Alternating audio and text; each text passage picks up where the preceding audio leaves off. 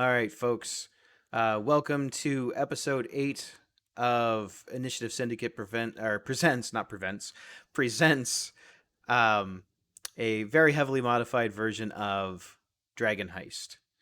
Um, on last week's episode slash adventure, um, our team, our party, the Gustus League, ventured off and tried to get some clues as to what the cause of a massive explosion in the alley near their building was. Uh, they had a run in with some city guards. They interviewed some witnesses and had a pretty good plan as to how to go about this and maybe be involved with the interrogations of the dead people. Um, when they ran into a little boy who was pretty upset that he had just watched his friends basically just get blown to bits by this fireball spell. So the the ever good and true heroes that the party is went to comfort the child and just to see how he was. And then a strange series of events happened. A strange sort of warping reality started to take hold of the party. They blacked out in a way, lost track of time. Bits of their memory were blacked out, and when they came to, one of their own had been swallowed by this fleshy, white, multi-headed creature that apparently came from the depths of someone's nightmares. They did battle with the creature. They saved their friend, but the boy that they were trying to help and comfort didn't make it. After they slayed the beast, they all started gaining memories of these past people who seemed to leave artifacts and belongings behind in some of their rooms and who seemed to know them but that they didn't remember. This creature was not only just eating people and eating things, but it was basically almost erasing them from existence. And once they slayed the beast, they were memories restored. They started to recall events of their friends Calypso and Doravan. They escaped. They found out that the creature lived or maybe perhaps came from Undermountain, and they emerged from the yawning portal. Once they emerged, they started to kind of realize that Durnan also had restored memories of a wife he couldn't remember. And they may have only just started feeling the after effects of this, but I'm sure that they will run into others who have memories that are now restored of people that they missed. Feeling a little bit down and a little sad, Abraham felt bad at a promise that he couldn't keep and decided to wander home. The others decided to stay and kind of just recollect on their fallen comrades. But just as the evening was starting to turn, Gus noticed someone outside of the yawning portal through one of the windows, seemingly familiar in shape. Not able to place this person, but something about the way that the person presented themselves, the way that they carried themselves, in fact, the actual clothing they were wearing just seemed familiar. Gus and his friends still left, minus Lictus, who was busy doing his own thing, wandered out to go greet this person. And when the person lifted their head up just ever so slightly to reveal the face behind their hood, they were greeted by their old friend, Wayne Shomasuke. And that is where we are going to pick up. So, Gus, Yeah. you have now just seen Wayne, who you have not seen in weeks. And he's standing right there in front of you. What do you do? Wayne, where the heck did you come from? I haven't seen you in weeks. Well, I came I came from the dark, the same place you did. Oh, why did it take you so long? Maybe I didn't want to be seen. Were you traveling with Nicodemus? We've kind of been in shambles since we've lost our leader. Oh, I'm not really exactly sure what happened to him. Oh, that's sad to hear. So what brings you over here now? You're looking at us through windows and stuff. You could have just come in, have a drink with our buddy Durnan. I guess this was more of a just to confirm that this is where you were. Yeah, I mean, here I am. But why why would you want to know? He smiles at you, keeps his face covered by the cloak, and he's kind of in the shadows of the branches of a tree. Oh no, my thing just switched. There we go. Fixed it. Never mind. It just You went over man. to the beyond 20 thing. I'm like, no, leave that alone. Anyway, um, so you notice that this is a bit strange, as Wayne was always kind of quiet, but he was never so mysterious. Why are you being so mysterious? Oh, you're not ready yet, but soon. By the way, where are the rest of your friends?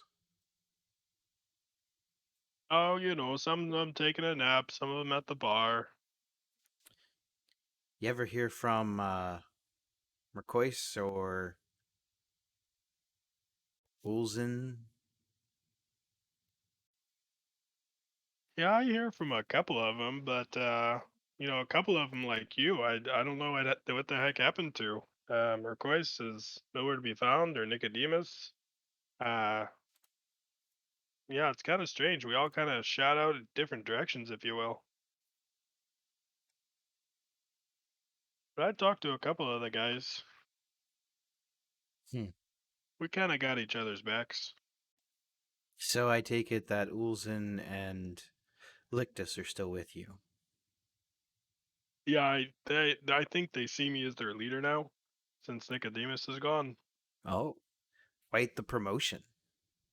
Oh yeah, I didn't ask for it, but they named their adventuring party the Gustus League, so I just figure, they look up to me and respect me, and and they love that I talk to trees. I always liked you, Gus. Oh, I liked you too, especially when you weren't so mischievous. He like attempts pretty much like a half-assed laugh. It's a very empty laugh. Well, this has been a lot of fun.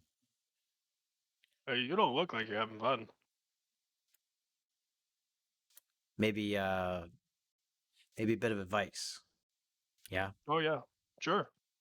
Rumor is that me and Mercois Nicodemus aren't the only friends you've lost lately. Well, friends come and go, but just because we don't hang out every day doesn't mean we're not friends. I don't mean lost like can't find them. Lost isn't dead, my friend. Why do you Yeah, think it is that all of your friends end up dead? well, it's because adventuring is dangerous. Isn't that your job to protect them? Aren't Oh, you the leader? Aren't you supposed to make the best choices? Aren't you supposed to be looking out for everyone's best interests? well, I don't like to think of myself as a dictator. I mean, they look for me to me for advice, but I don't own these people. They can do what they like. Hmm. And what about us, Gus? What'd you do for us? I banished that dragon, so you're welcome. I know you were gonna go down. What about after? I think after that we took a nap. Interesting. See, that's not the memory that I have of it. How does your memories go? Because I think Strahd is messing with your brain. Oh, perhaps he is. But I have a feeling that he's been messing with your brain too. You I do. seen Strahd lately? I haven't seen him, but I do hear him sometimes in the good old noggin in the dreams. I think he just scared the EBGBs out of me, and I dream about him sometimes. Still scared of the dark. Well, who likes the dark besides Lictus? I didn't know him very well. You see him kind of wash over with this sense of recollection, like he's drawing from memories past. And for a second, he seems almost sympathetic. But then he kind of goes back to this whole cold demeanor. And listen, Gus, I have to go for now, but I'll be in touch. Why Make sure don't you to just stay? make sure to tell Ulzen and Lictus that I'll be seeing them real soon. In fact, I have some new friends to introduce them to, and maybe we can all hang out. Maybe we can all be friends. Do you want more friends, Gus? I mean, I'm never really strapped for friends because, like, I make friends with all the plants and the trees that I come across. So, it just kind of happens. I wouldn't say I'm looking for more. It just kind of, you know, I'd say people are attracted to me. I'll be seeing you around, Gus. Why do I get the feeling that we're not friends anymore? You see him start to turn and he begins to walk away. He tries to shuffle into the crowd to get lost. Can I cast Hold Monster on him? Sure. So I need a Wisdom saving throw. Wisdom saving throw. That's a pretty good roll. That is a 23. Oh, balls. He saves. All right. So you attempt to cast a spell to catch him, and the last little fleeting bit of image that you see of him to make, like to see a piece of him, he just disappears into the crowd, and you know that he is a rogue and pretty skilled at not being seen if he doesn't want to be. After less than 5 seconds, he blends in, disappears, and you're not sure exactly where he went. Hmm.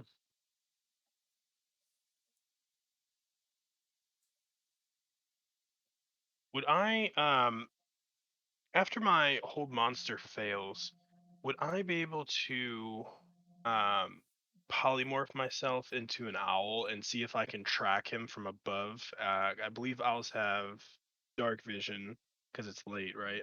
It's in that hour right before the sun goes down. It's starting to peak. It's starting to go the other direction. You have probably at least an hour before the sun actually sets. Okay, so I'm gonna try and turn myself into an owl as he's kind of, I guess, before hopefully I lose him in the crowd and see if I can track him from above. And he wouldn't know that I had this spell because I never casted it around him. Okay, yeah. I mean, I don't have a problem with you attempting to do that. I mean, that seems reasonable to me. Do you know the stats for now? as far as their perception? Because I believe you take their you take Perception's +3. well, I think you take all their actual physical characteristics, not their like wisdom, charisma, and intelligence. I think that is the same. I think it's yours. Yeah, I'll share polymorph in the chat, and then I'll look up owl real quick. What kind of owl? I think just a regular owl. Okay, Yeah, it looks like perception is +3. cool. Go ahead and describe the owl that you're turning into, since this is your kind of thing. It could be whatever owl you want it to look like. Um, all right, so Gus turns into kind of a gray feathered owl with kind of darkish green features on the feathers, whereas normally it would be like kind of browns and maybe blacks and highlighted with white, but it's more dark green and purple highlighted. Um, and his talons are pink. Pink. Now, is this like an owl that you maybe saw in the Feywild? Is that what you said? Yeah, I would describe it, yeah, as like a fey owl. Okay, very cool. I like the description. That sounds awesome. And about how big is this? Like a normal sized owl? Yeah, I'd say normal size. It says tiny beast. So I'd say it's a normal sized owl. Okay, so you cast polymorph. Go ahead and eat your spell slot, or use whatever resource you use to cast that. And Yep, is your Tides of Chaos? Is it refreshed currently? it is not refreshed. Go ahead and do a random table roll on Oh boy. I guess I should say the owl's probably blue then because Gus's skin is still blue. that. Well, I think That's that fair. you could be a blue owl if you want to, but I mean, obviously, you can make it look like anything that you've seen. So Custom roll a that is a 6. 6. So it says a Modron chosen and controlled by the DM appears in an unoccupied space within 5 feet of you and then disappears 1 minute later. A Modron. Let's see. Who? A Modron. It's a type of like little machine. Let's see. Let me pick one of these at random. Um, I guess it can be any kind of Modron. I Sure, guess. doesn't specify.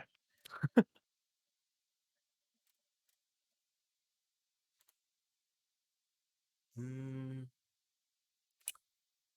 Thing's probably confused. It just got We're gonna do stolen this. from its home. Yeah, We're gonna do this one. Where the heck am I? So this I this love that little one. I was hoping you'd pick that. this little tiny like round ball looking thing, sort of metallic, uh, little spidery like limbs, little tiny weak feathers coming off of his little mechanical wings, and he just has this look of just utter confusion, like a steam tank with legs, like a pressure tank with legs, and a big eyeball right in the center. And he's kind of looking around, Looks not like a really sad sure. mechanical Mike Wazowski. So yeah, as you take flight, this little thing just like pops up and it just stands there. And I believe Lictus was still inside the yawning portal talking to Volo. Yeah. Okay. Yeah, so And Ulzin, where are you, buddy? I don't remember what I said last week. I think you were hanging back in the bar. That sounds about right. Is there any good Cause soup around here? what's that? Soup. Good soup? Yeah. I think that you might have actually been eating. You might have been chilling and just eating. That sounds about right. I'm just like some clam chowder or something. Yeah. So you call over uh the one waitress that you guys have dealt with a lot. I believe her name is Bonnie. I have her wrote down, but I want to say it's Bonnie. And she Gwendolyn. well, that's Close another enough. one too. Yeah. So you've been served. You're sitting eating some food, and you're kind of oblivious to all of this, but not really, because you're always really kind of watching everything going on around you, and you don't really trust people. So you saw Gus's like interaction through the window while you were kind of hanging out, but he didn't really look like he was in any kind of danger. So you were just chilling. You've had a heck of a Vibing. day. You got swallowed by some creature and had to use your mystical powers to jump into another plane of existence, which your party didn't even know you could do. Get that man some soup. I'll be- Soup, there I it feel like is. I didn't know that I could, and it just kind of happens when I'm in danger randomly. That's what I'm gonna go with. That's fair. I think that's actually a pretty cool use of the ability.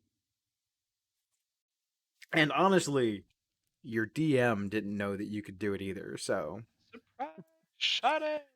Surprise, um, motherfucker. Bryce. so you all are.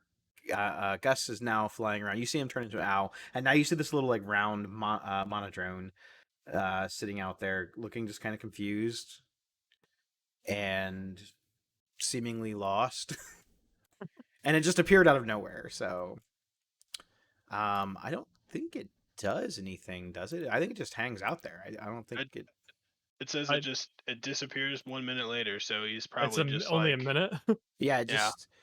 it says it's controlled by me. Are these things like evil? I don't think that they are. They're lawful neutral, so I think they're just chilling. I don't think it. I So don't think he's it speaks common either. so he's kind of just sitting there, and he's kind of like doing this thing where he's like springing his legs back and forth, kind of like bouncing around, kind of like the minions, waiting for someone to kind of tell him what to do. So he's got his little sword just kind of dragging on the ground, but he hasn't been given any issues or orders, so he's just like, okay.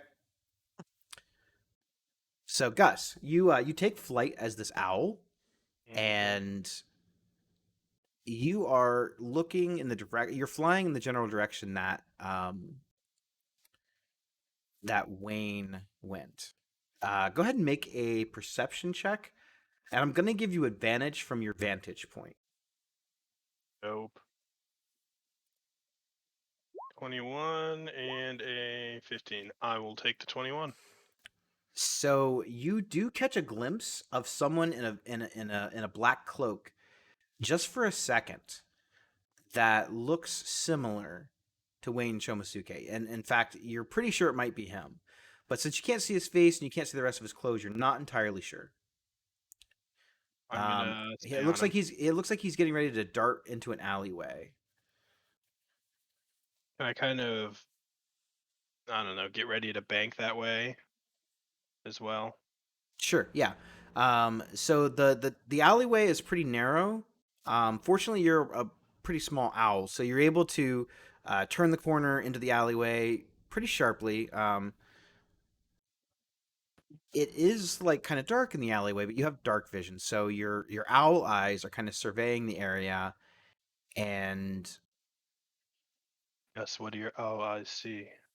you do see the shape. It's continuing down the alleyway, and it doesn't look like it's running. It just looks like it's walking at a calm pace. All right, I'm gonna keep up, but I'm gonna try and, be cool about it, be a little stealthy about it. So you continue to follow the person, and they turn left out of the alleyway, back down onto a busy street. Um, since you're not super familiar with the city, only the few areas you've been in, you don't recognize the district that you're in. It still looks much the same like a lot of the other city parts, as far as there's people everywhere, there's buildings everywhere. This looks to be almost like a strictly residential area, as you don't see as many businesses. You still see the occasional cart and, a vendor maybe on the side of the street, but no noticeable buildings. It just looks like residences stacked on top of residences. This area of town looks relatively modest. I wouldn't say poor. The buildings are well kept. But there are 2 and 3 residences clearly stacked up on top of each other, almost like an apartment, kind of, but much bigger. The buildings themselves, the residencies themselves, are much bigger.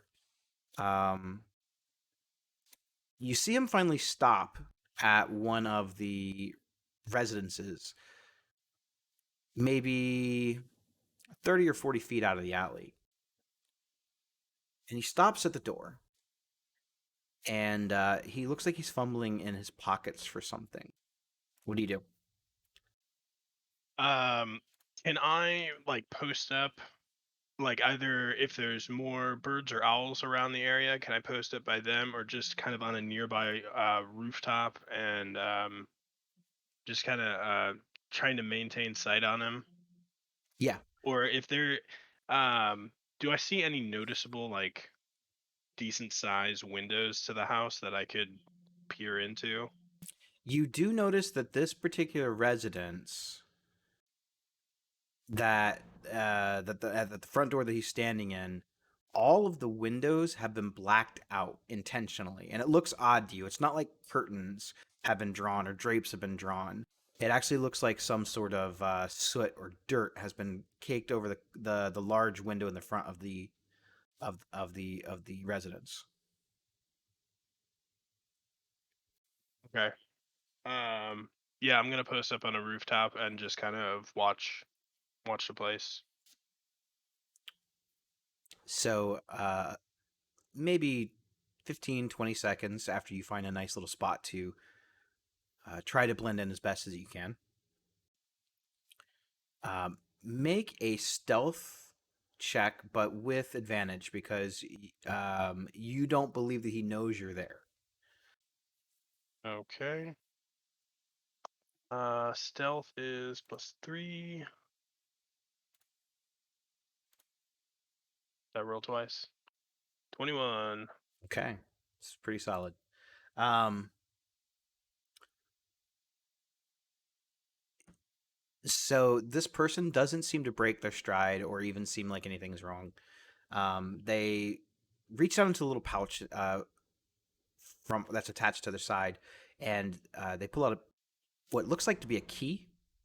Um, they use the key, enter the residence, and they shut the door. What do you want to do?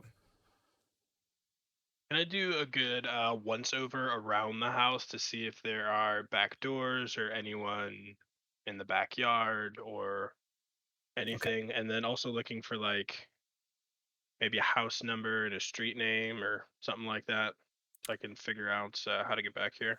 So you are flying around, and I have the map image. Let me. I'm gonna point to where you guys are. Where your character is on the map.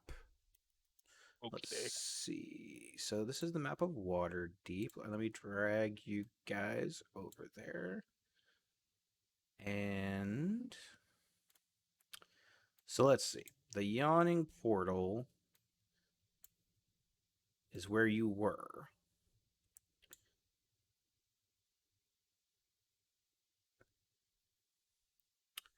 He wandered somewhere off into what's commonly referred to near the City of the Dead. He is on Velar's Lane, like right on this little corner right here. Okay. So like you followed him for a good ways.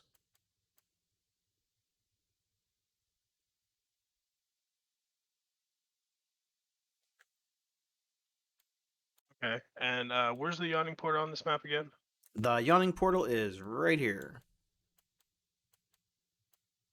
All right. And you guys are like where your little bar is up in the North Ward. Troll Skull Alley is right up here. If you want to, mark stuff. I know this map is really big. Can you ping it one more time? Yep.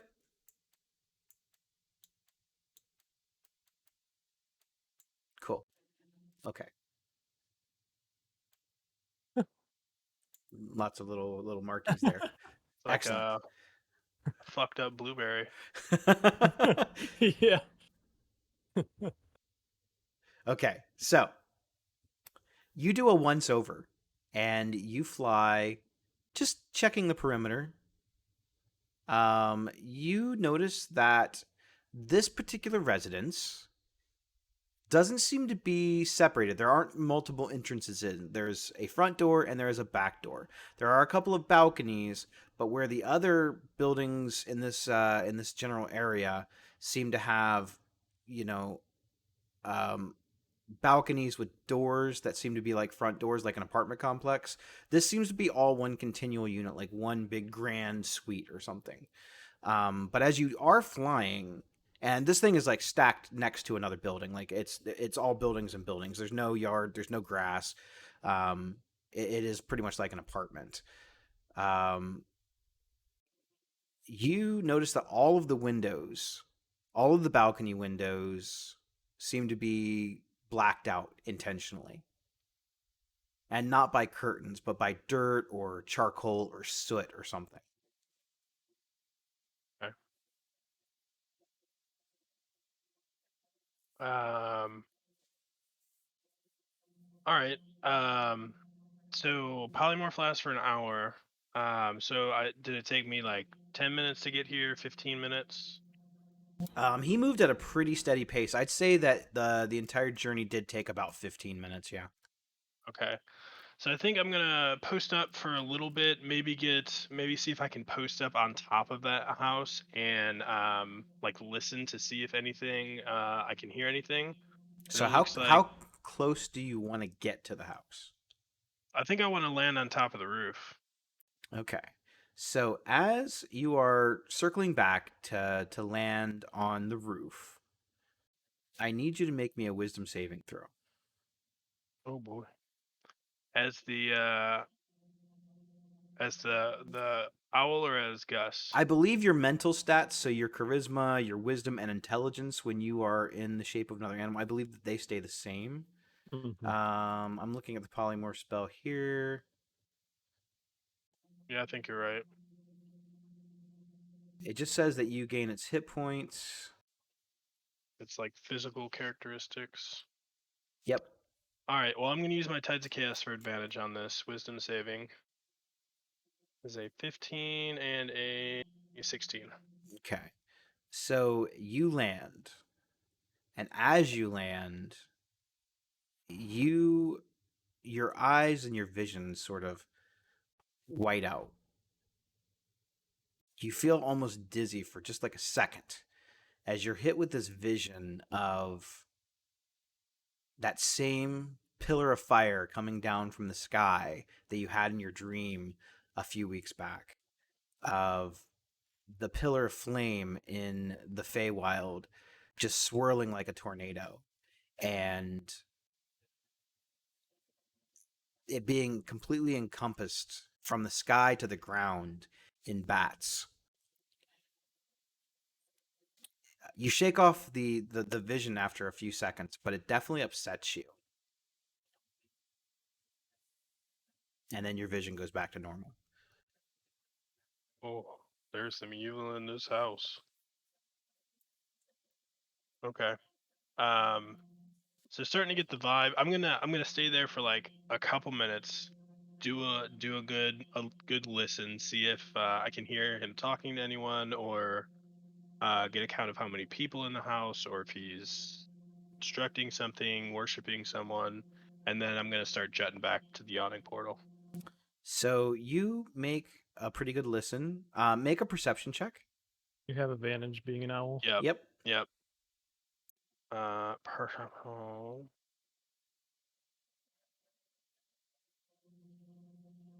Ooh, 11.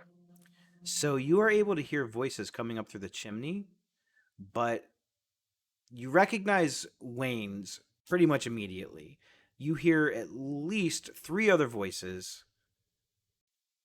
They sound familiar or potentially familiar, but you can't quite place them. Mm. Be a bird and get stuck in the chimney. Um. Oh, this is gonna be dumb if I do this. Shouldn't have broken the party.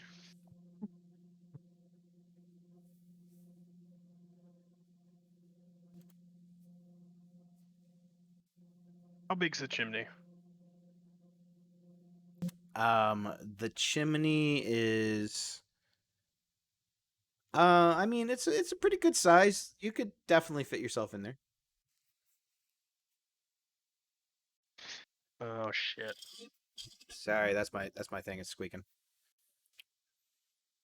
Oh boy. Is the chimney like covered with a grate or something to keep bats and birds and stuff out, or is it straight up It open? doesn't appear to be now. That's modern technology. Yeah, right. It could also be Um, it could also be bait. Who knows? could be. It Dun, could be. dun, dun. Can I?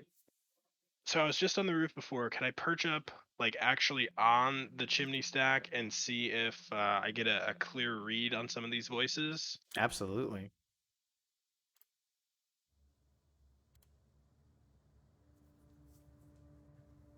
Go ahead and make another perception check. Uh-oh, the music's on. Oh boy. Um.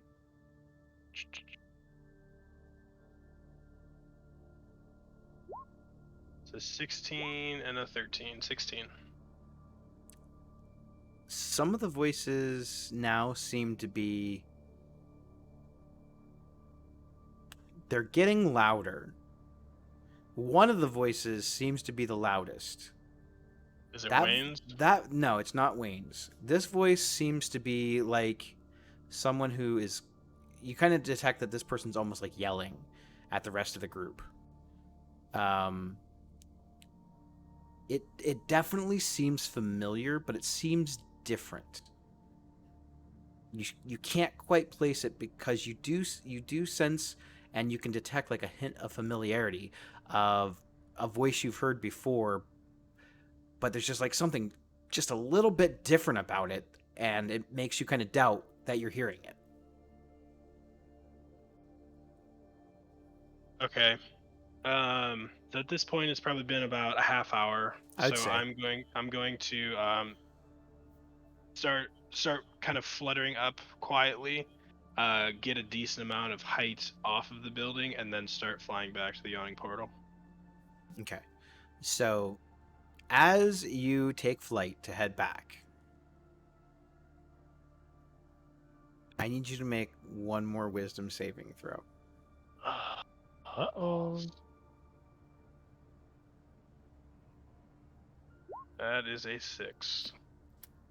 I'm Um, not good at wisdom saving throws. you Got are +3. you are suddenly stricken with a sharp pain in your brain, and you hear a shrill, like the screams of a dying animal, fill your brain. It it sends chills completely into your blood, because the shrill that you hear is the last sound that Strahd made when you fought him. And then you take flight.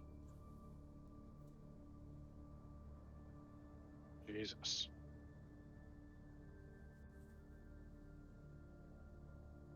Damn, I really wanted to go in there.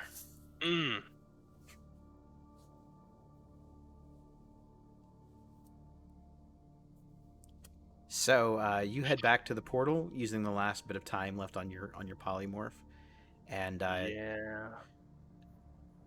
what do you do once you get back to the portal? Regret not going in the chimney. That's for one.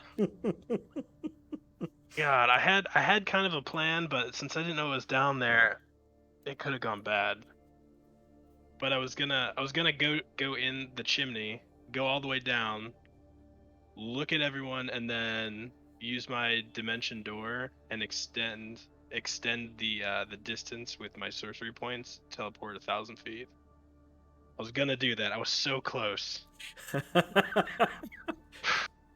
I didn't. So I guess we'll never know. we'll never know if it would have worked. We'll never know now. All right, I go back. No, I'm gonna. I feel like Gus really enjoys when he turns into different animals, Mhm. and owls being, I guess, one of his favorite kinds of animals as well. I'll use the remainder of the polymorph, kind of building to building, looking around, maybe sitting in a tree for a minute and just kind of taking in the sights while the sun's going down, and just kind of contemplate, see if I can place the names or the voices, see if I can figure out maybe what the hell Wayne was up to or thinking about or something. And then when polymorph ends, I'm probably still sitting on a tree branch that's gonna snap and I'm gonna fall all the way to the ground. So as you are kind of trying to place the voices with the faces that are attached to them, all of the voices sound familiar, but there was a sort of coldness in their voices that didn't quite sound like it. But the one voice you're almost sure that you heard was Nicodemus. But just something, even though he always had a sort of coldness to his voice, something about it just seemed evil.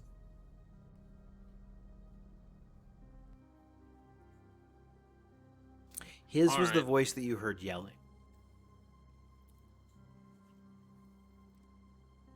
Well, since Gus had a pretty big bond with Nicodemus, so I think after that realization comes and I pop out of polymorph, I'm gonna go into the bar and see if I can find Ulzin and Lictus. They have been still, I'm assuming, just staying there with all the events of the evening, relaxing after this encounter with the creature from the Undermountain, and obviously, Lictus has sort of found like a kindred spirit in Volo, as he's talking about different types of creatures and monsters, and in his pursuit of knowledge, wanting to know everything. So, Ulzin's still there, hanging out. Yeah, yeah. On I'm the his- reason they call clam chowder chowder. I am chowing down. He He's is on on his he's on at 15th bowl. least his fourth or fifth bowl for sure. Oh, you well, just number one, see a bunch of dishes on his table. you're not sleeping in my room tonight. That's gonna be real gassy. Number two, Lictus and Olsen, I need to speak with you guys for a minute outside. I will take my bowl with. Yeah, okay. Is Crotch still here? Did he go back with Abraham? Or He seems to be in deep conversation currently with Durnan, but he seems like he's sort of checked out mentally for the day. okay, and he didn't know him anyways. Mm-mm. Okay, so I'll go outside with those two, and I'll tell him kind of, everything leading up to this point, and yeah, I think it was Nicodemus that was in there. Something's happened to him though. He's turned dark side. So strange. I didn't know them all that well, but doesn't Well, sound normal to me. before I was the leader of the group, Nicodemus was our leader, and I feel like he needs help. I feel like we need to help him. Well, I don't even know where to start. Well, I want to go and help him now, but after that battle, I'm feeling pretty tired. We could go back tomorrow, especially once we have our big boys with us, just in case. All right. We could try. Yeah, they really worry me. And Wayne did not seem himself. He seemed kind of like he went evil. Like he was like, when some asshole threatens you, but they call it a promise. That's kind of how it sounded when Wayne was talking to me. Interesting. Do you mean a threat? Yeah, but they're like, "Oh no, it's a promise." Oh. It sounded Oh. like that. I promise you that it was a threat. Oh god, I gotta lay down. I got a headache now. Let's go back to our bar. It's all So you still Sleep have a up for the few night. hours before it's, I would say, the middle of the night. Are you heading back to Trollskull Alley, or are you heading to the church to see if you can get some more information from the interrogation? yeah, we were supposed to do that. Yeah. Um, And we told him to wait for us for a few hours. we can do that. Well, technically, we said in exactly 1 hour. Oh, yeah. No, we have time to do that. Okay, yeah. How far? Where's the church on the map? The church on the map is going to be. Let's see. You are here. The nearest church is. It's probably right outside of the Castle Ward, or I'm sorry, Castle Waterdeep. That's not far at all. So it's not super far. They said that they were taking them to the nearest one. So. Okay. Yeah, I would say let's go there then. Okay. So a quick little maybe 10-minute stroll. Ulzen, are you heading with them to the interrogation? I'm going to go back inside and grab another bowl. I'll come back out. So you're going in to get one more bowl, and then you're going to eat your bowl and walk with them? Yeah, walk and eat. You know the vibes. Love it. Love it. Okay. So you guys wait for Ulzen to get his final bowl of the clam chowder, and then he makes his way out. You guys did try to get Cratch to come along, but he just seems really distraught over the evening's events, and he continues to just kind of sit there and talk to Durnan about his wife. And Durnan has been a pretty good friend to your group, so it's pretty kind of Cratch to sit and talk with him. You know, warrior to warrior. So, with that, you approach the modest-looking church. There are several City Watch posted outside, patrolling in the area. It gives the building a sort of almost non-welcoming presence, which is odd for a church. Is the church of a certain patron? It's the patron of Sarenrae, actually. Hell yeah! You recognize Really the symbol. throwing it back. Yeah, you recognize the symbol pretty much immediately as the symbol of Sarenrae. So R.I.P. Wang. you go into the single-story, modest-looking church. It looks kind of like a little wedding chapel almost, minus the cross outside. So it's got a really high peaked roof. It's made out of kind of a stucco-y material. There's brick steps that lead up into the main double door. The doors are laced with like a metallic sort of gold trim. They look pristine. It looks modest, but the doors look very well kept, very polished, very clean. You see two human guards that are just standing post. They seem to recognize you from the investigation, and you seem to recognize them too. They definitely were there. One of the guards kind of puts a hand up and says, "Are you here to see Cromley and Barnabas?" Yeah, this is the Augustus League checking in for our appointment. You're a little late, but they're still in there. Yeah, we had to get. You ever have the clam chowder at the yawning portal? I guess it's real good. It's, bee's knees, as they say. I'm allergic to shellfish. Oh, you should try the diet clam chowder then. He kind of looks at you in a strange, curious way and says, "You three can enter. Just no funny business, okay? This is a house of worship." Oh, okay. What if I accidentally make a joke? Because I'm a funny guy. I don't even sometimes know what's happening. Is that okay? Like, what if I say I'm sorry, like right away, like a whoopsie? Just nothing offensive. Oh no, never.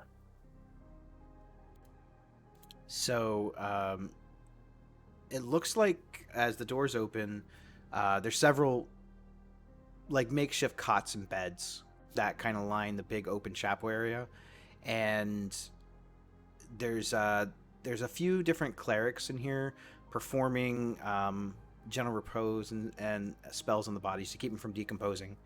Um, and there's a relatively high level cleric who looks like he's at maybe the final body if they were in a line or a U shape, and he is interviewing that person, casting a speak with dead spell. You see the corpse sort of like jolt upward with lifeless eyes and speaking in a voice that sounds like it's between this world and the next.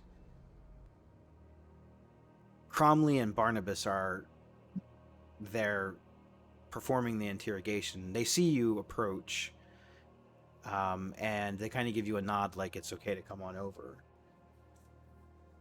So when you approach, it looks as if the final person is being interviewed now, and it's the gnome. Or more specifically, what's left of the gnome. He's pretty burnt.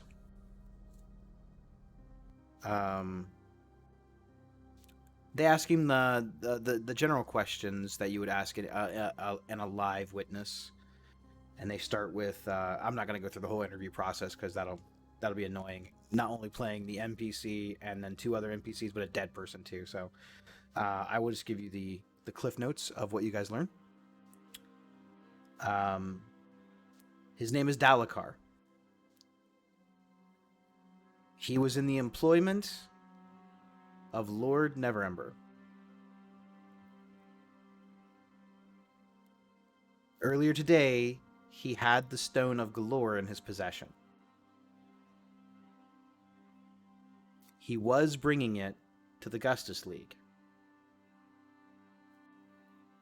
His reason for bringing it to the Gustus League was because he knew that he was being followed. He was afraid that someone might try to hurt him and take it from him. He was given very specific instructions to get the stone out of the city by Lord Neverember. He did not see the attack coming. He does not know who took the stone.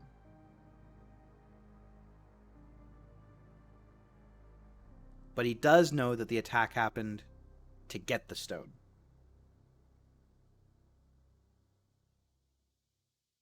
The last thing that he remembers seeing before the end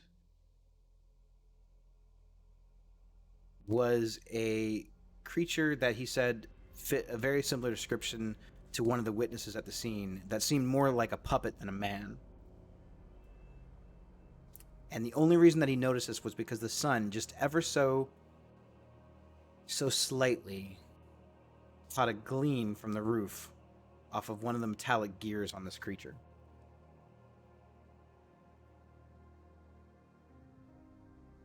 It was the Last thing you monodrone saw- the whole time. It was the monodrone. The last thing you saw was a metallic gear on a man.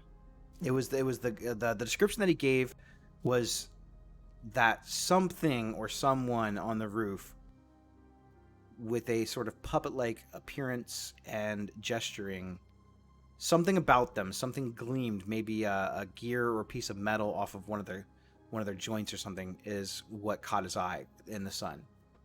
He's not sure because not long after that, boom. Firewall.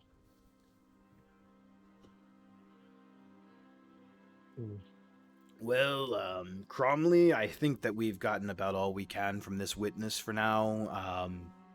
Have the priests conduct with the preservation spells. We have a lot of notes to go over. Barnabas seems to be almost like the lead detective on this. He's definitely the brains of the operation between him and Cromley. And Cromley is standing there all tall and gaunt with his mustache. He's looking over some of the notes that Barnabas has taken, and he doesn't really pay you guys much mind. He's not being rude about it. He's just very, very intrigued by the whole case. His personality kind of gives off, even when he was at the scene, that he's good at his job, and he just wants to find the answer. He loves puzzles, from what you can tell. So Barnabas, Justice League. Where are the rest of your friends? I guess it doesn't matter. I hope that they are all safe. We heard through the grapevine that there was a murder in the alley. Not long after the fireball, something attacked a child or something. Some kind of a invisible beast is what they called it. And they said that you definitely took care of the problem. So the city owes you a great deal of thanks for that. It's hard to say how many lives that you saved. Well, you're welcome. Hard to say how many lives we avenged too. I'm sure we will definitely find more out in the coming weeks. We just conducted the final bit of interrogations, so I'll give you some cliff notes of some information, and if you have any bits, maybe we can cross-reference and see if we can figure this out. We interviewed a couple of they're definitely members of the Zentarum. They seem to be following this particular gnome. They said that they were working for a man named Erstal Floxen.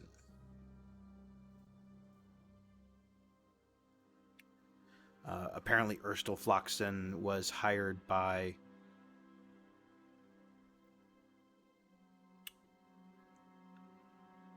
some people with money to retrieve the stone. They aren't sure about the explosion or why.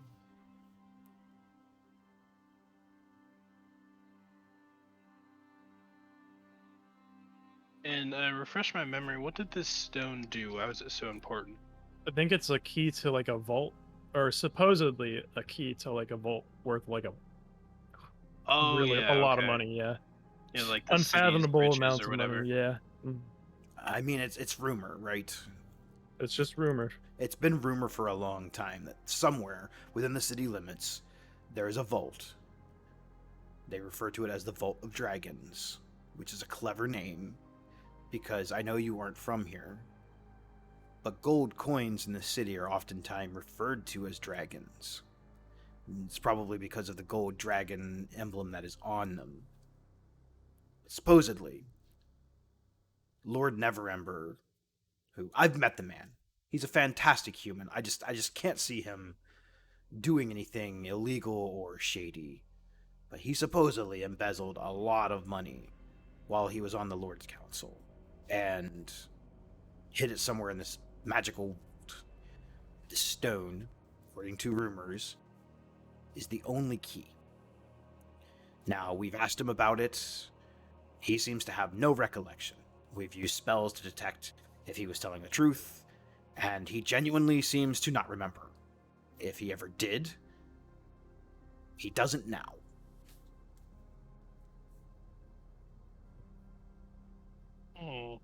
As far as the amount of money, they say it's somewhere in the ballpark of 500,000 gold. That's a lot of dragons. See what I did there? I do. Oh, I'm sorry, Lord Serenray, sir, ma'am. I'm sorry, I made a funny. The guy The at the door guards, no said, funny business. The guy at the door said no funnies. Sorry. Now, a couple of the other bodies, I'm sorry, victims, also seem to describe sort of like a puppet man at the scene. They saw him on the roof shortly before the explosion.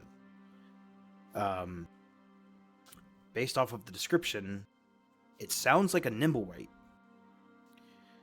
That's a machine. They use them in one of the festivals here within the city. They're actually quite marvelous. They're sort of an artificial intelligence, almost. They're made, produced, stored, and often kept at a place called the Chapel of Invention. Can they cast spells and things? Not that anyone I've ever known has witnessed.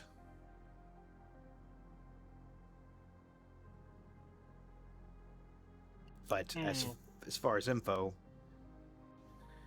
we have at least the name of the man who was chasing the gnome. We have the name of the gnome and who he was working for, and we know what was taken from him, but I guess now it would be maybe to track down this this puppet man. Now, we have a lot of work to do here, so we're going to be finishing up here. Is there anything else that we can help you with? Off the top of my head. Yeah, I can't think of anything else.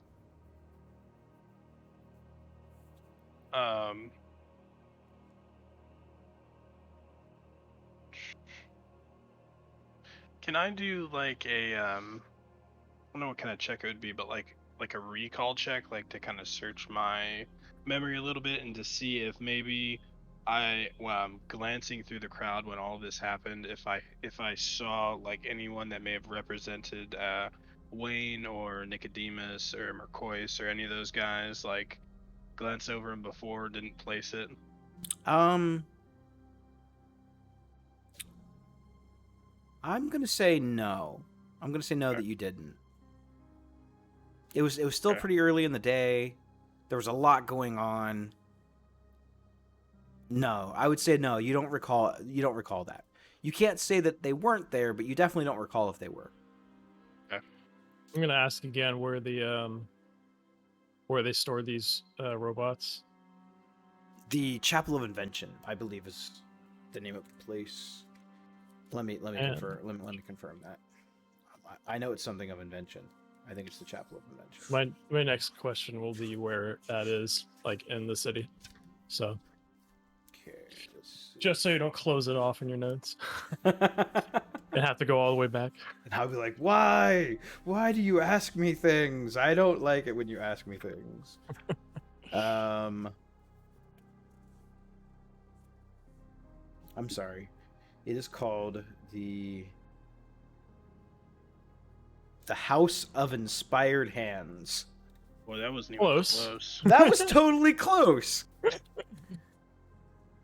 Chapel of Invention, House of Inspiring Hands. That would be like if Gus was telling the story.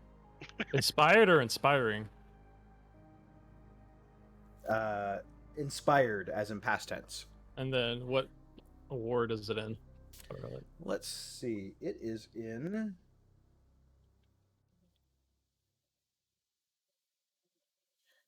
Let's see. Are you on the map? The main map here? Yeah, I am. Yep. So, let's see.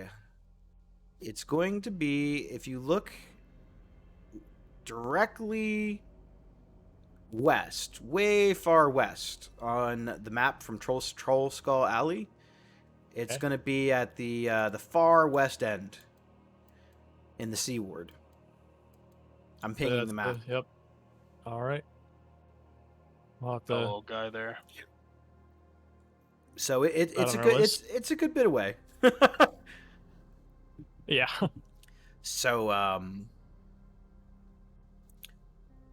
I guess I will leave you folks to it. We have some paperwork and stuff to fill out. Oh, before I forget.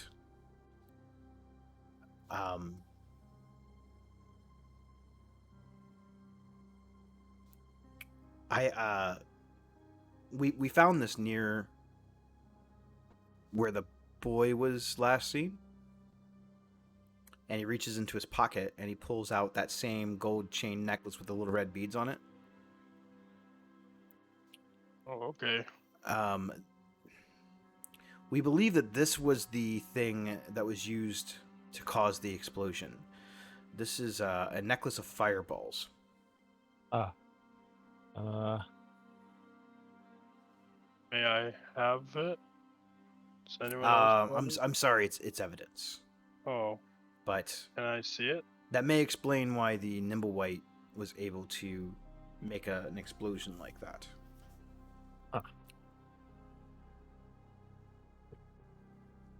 He lets you. He lets you take a look at it. Yeah, he hands it to you. Okay. I guess looking at it, do we see like some of the beads have clearly been pulled off? How many total beads does it look like were on there at the start? It looks like there were 4 originally, and there is only 3 left. So okay. I'm assuming that means every time you pull a bead off, it throws a fireball. Putting 2 and 2 together. Mm-hmm. Does it look like? Sorry. Yeah, you can go ahead. Does it look like there's any like hairs or DNA or like metal shavings on the necklace or any of that stuff?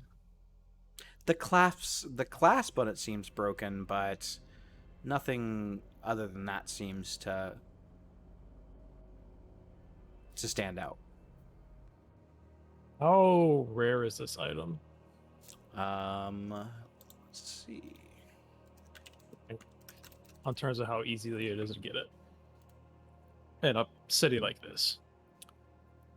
Well, most things are available to buy here. Okay. This is considered I would say rare item.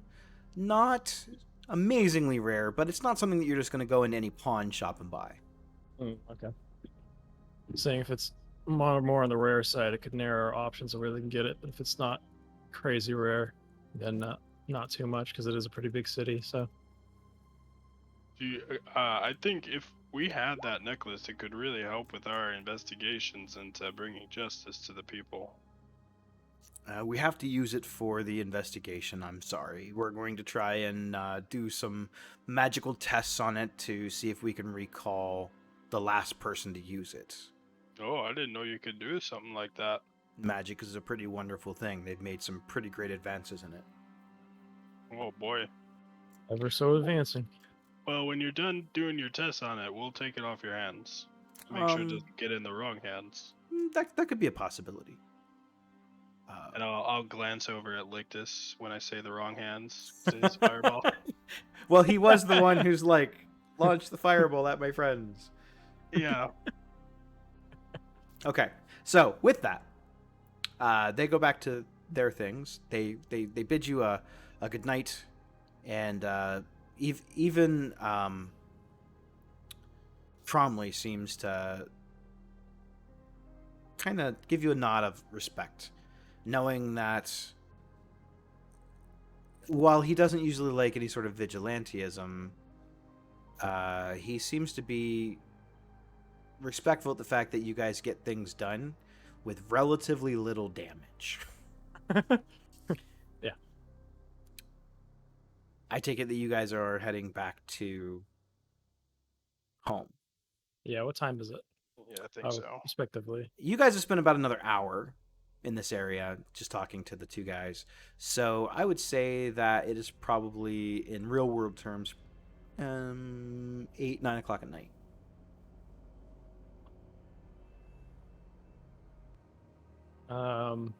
Yeah, I think we get a good night's rest. Yeah. And, so that way we can get there to Nicodemus's house real nice and early tomorrow. Yeah, I agree. What's happening. All right, sounds good. So you make your way back to. Make my way. Making my way. So when they're kind of making their way back inside of the establishment, you're gonna see Abe kind of sitting at the bar, and when they come in, he's like sniffling, picks up some parchment and his like little pen, and like just kind of starts to walk up the stairs. I will read the note aloud that I was writing during this time, just for. So the note starts off with, Dear Anders, been spending a lot of time with this new group and taking a break from the ring while my leg heals. I've already won 2 great arm wrestling matches, one against this orcish woman. She put up the best fight, but I still came out victorious, and it did not help me score even a kiss on the cheek, but you know, that's okay. This group called the Justice League has made me get a little bit of coin and has been a great breath of fresh air. It reminds me of great times with you when we traveled around and went from bar to bar, wrestling all around. I wish they could have met you. And another crazy story is we now own a bar actually, and we're currently building out our own little ring. May even get it a little league going, of course, and I got to start with the title. I miss your smile, Andy. It's been almost 2 years and 6 months since I lost you. Hope the good spirits above are taking care of you. Hope I can count on you if I ever need some extra inspiration. Love you, son. Abe Papa Mask Von Brunt. We see this note like left at the bar. No, I think he takes it up with him, right? Yeah, take it upstairs. You just hear me sniffling as I walk upstairs. Yeah, we see the note in his hand. I didn't know he could write. Yeah, I didn't either, and he spelled the Justice League wrong.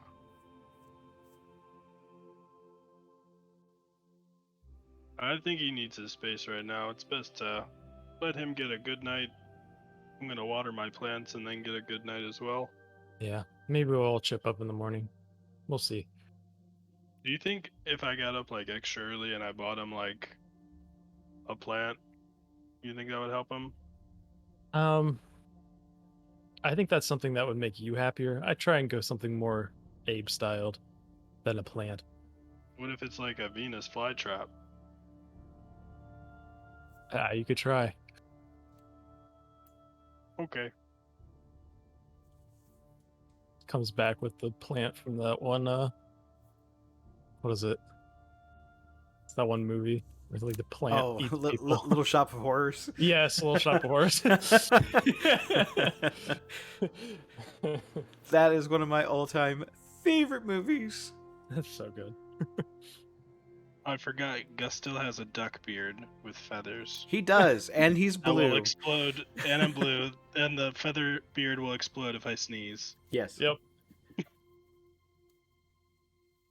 So, Ulzen, Gus is- you are kind of reflecting on, like, all this is kind of sinking in, and while you're normally a really, really quiet person, these memories of Calypso and yours friendship, potentially more, really seem to like hit home with you. You really felt that you had found a kindred spirit in this druid from the wilds. You both talked about finishing up whatever job you was currently going on and maybe potentially going out and just venturing out in the woods and going back into nature once you guys found Raynar. These are memories that are actually coming back to you now, sitting up late at night and talking about just being one with nature again and not really wanting to stay in the city long term. But this has sort of changed your perspective on that. And in a way, you sort of feel like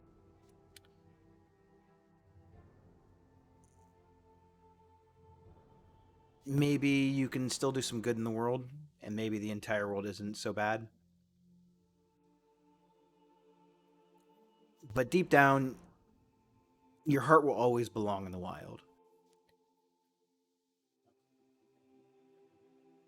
So you smile at the good parts, and you hold back your emotions for the sad parts. And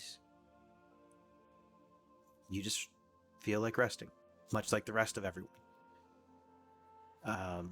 Gus, you remember having several conversations with Doravan. He had a hearty laugh, and he didn't really quite understand Lictus's need and thirst for knowledge, or Abraham's over protective yet really violent means to ends. and he often teased Cratch for the way that he talked. But he was a good friend, and he'd been through a lot with all of you. And he had saved you guys on more than one occasion.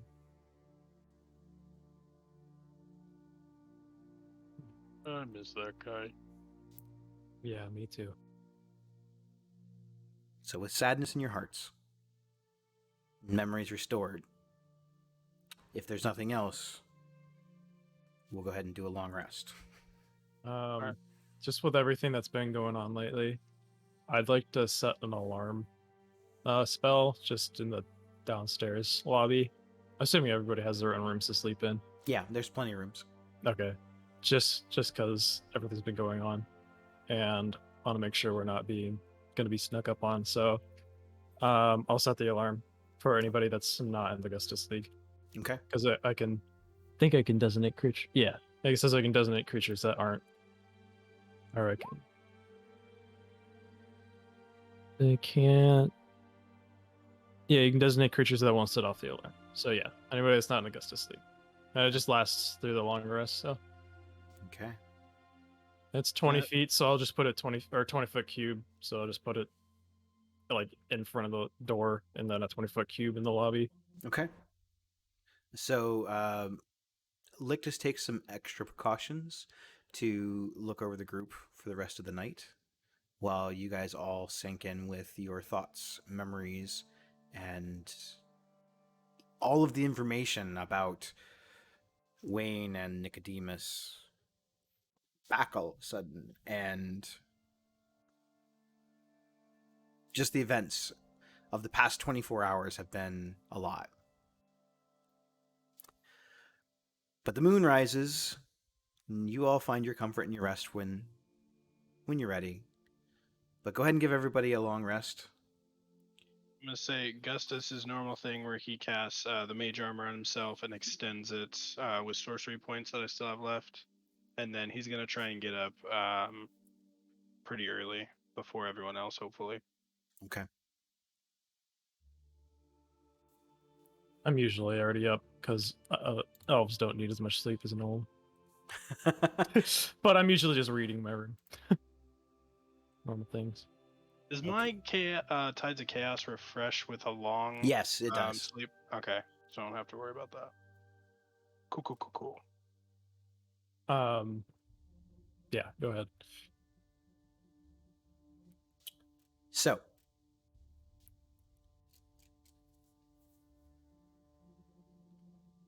Lictus, Ulzen, and Gus, I need all of you to make wisdom saving throws. I'm terrible at these. I have to say, I'm probably fine. Got a natural 20. 25. Lictus, well, we're going to be doing an average, so...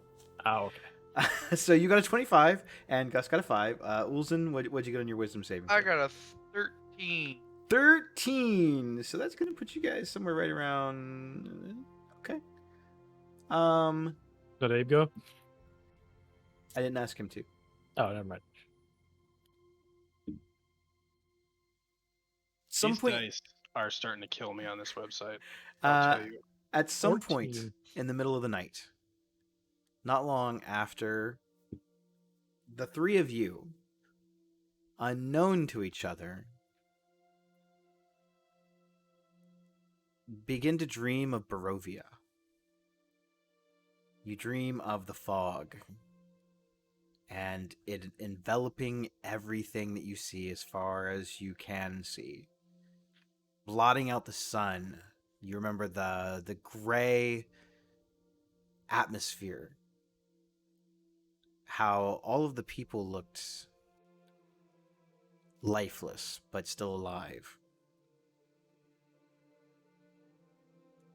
In this dream, you are looking from the Barovia village up to Castle Ravenloft.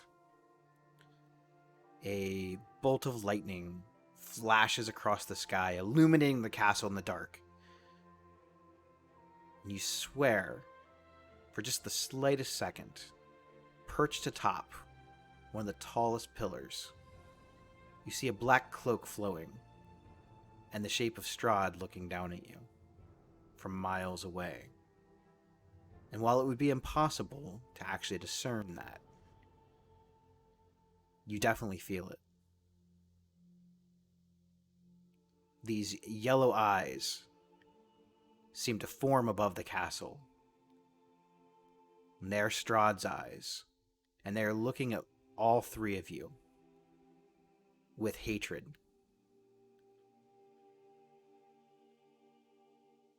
Even though you've all been through a lot, and you've slayed this particular demon, it still sets you on edge. Then the ground begins to shake, and hundreds and hundreds of decaying, rotting arms spring up from the dirt, ripping the people in Barovia to the ground, ripping their flesh off, ripping their limbs off, pulling themselves up as the dead overtake the city. They circle you, they encompass you. You feel them grabbing at your feet and your clothes. And then you hear laughter. The familiar laughter of Strahd. And then you wake up. And it is morning.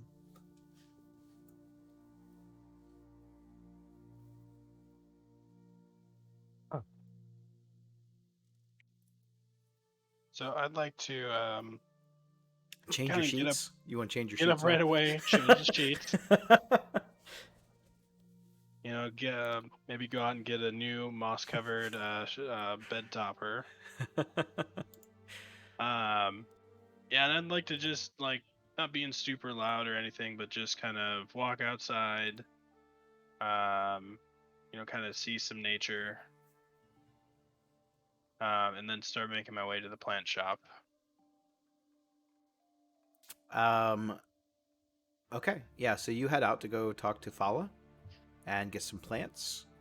Lictus, what do you want to do?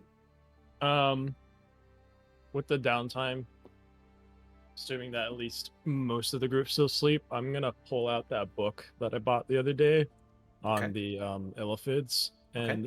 and read up on it and see if I can match anything in the book with the symbols that Abraham scratched onto a piece of paper.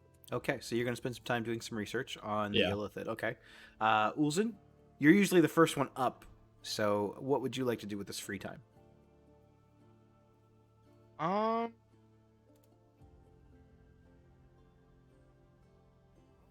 I'm gonna sleep in today. I'm full freaked out from the that's from the that's night that's before. that's fair. That's totally fair. I'm tucking. Yeah. Well, horror has always kind of been my thing, right? So I'm pretty good at it. I'd say so.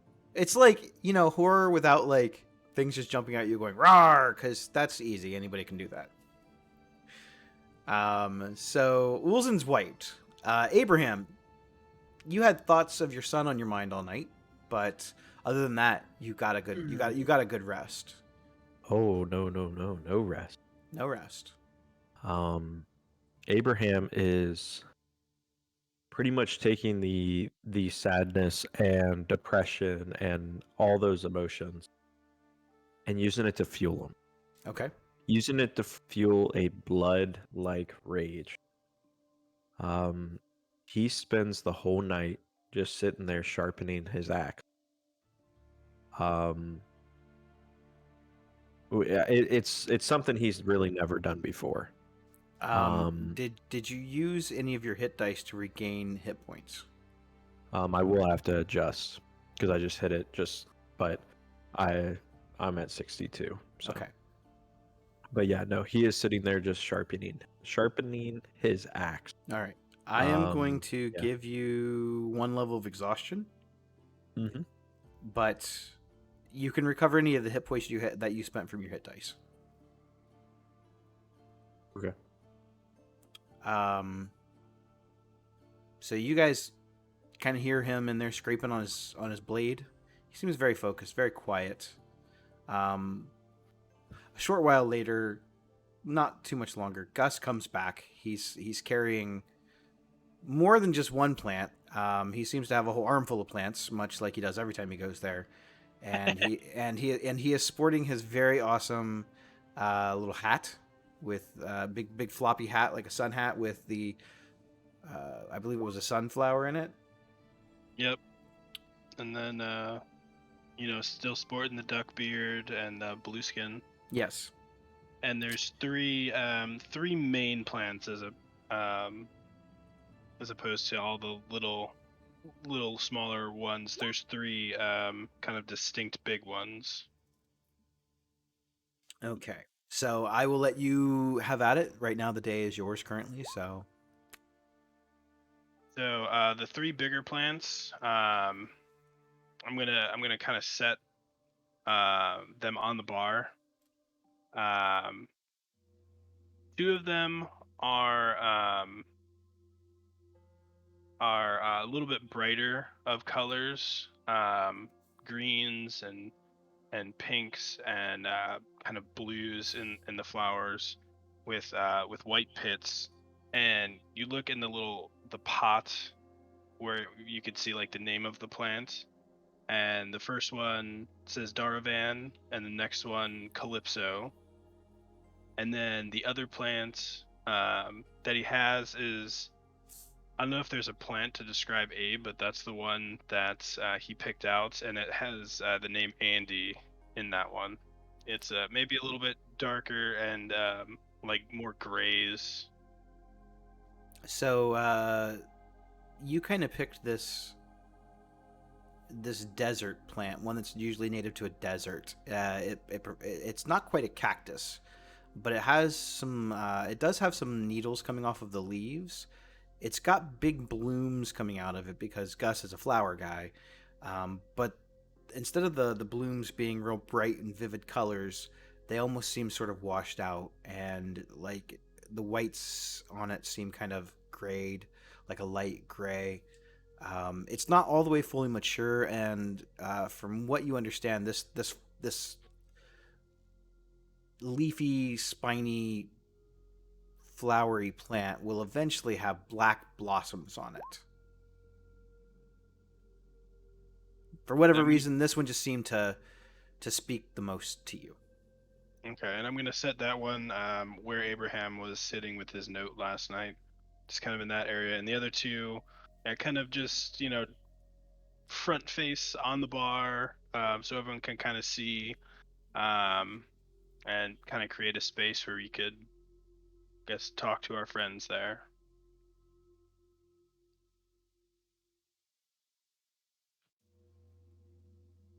Well, you guys ready to go to that house and see what's going on with our old comrades? What house? So last night, a guy we used to adventure with, his name is Wayne. He was creeping on us and kind of stalked us a little bit, and was leaving off a little bit of a murder vibe, which wasn't like him at all. He's one of the guys that helped us kill Strahead, and I think some of the other of our teammates were there, and they just really seem like they're up to no good. I think they may try and hurt us, or they may need our help. Well, good. I'm in the hurting mood. And I'll pick up the pot that says Andy on it, and actually just stuff it in my bag and walk out the front door. Okay. And I'll start leading the way down to this house. Yep. I'll close my book and start following him. Did I find anything in my research? So from the little bit of time, maybe an hour or so that you had to do this, maybe an hour and a half, you notice that Ulzen does wake as you guys are figuring out what you want to do, which is unusual because Ulzen is always usually up before everyone. You were able to decipher that a couple of the symbols were definitely words of power, that when spoke in a particular order would open up a portal. You're not sure where the portal would go, how the portal manifests, but you're pretty sure that these were glyphs of like some type of a portal opening. Okay.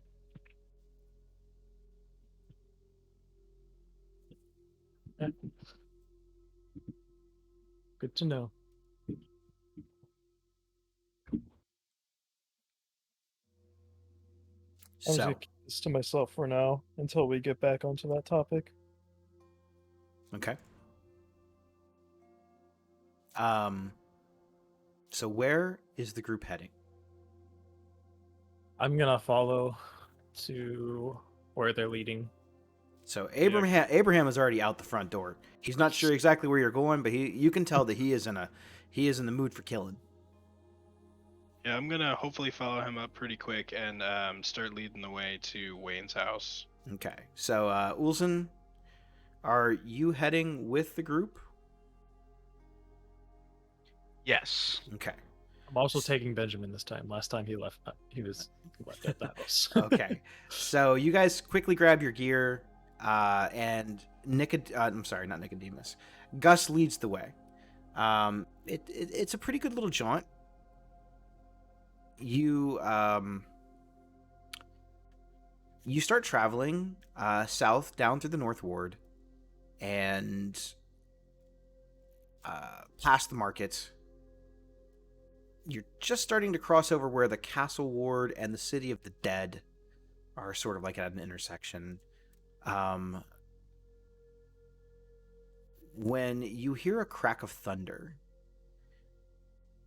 Abraham and... Well, actually, I think the only person that wouldn't really know much about it would be Abraham.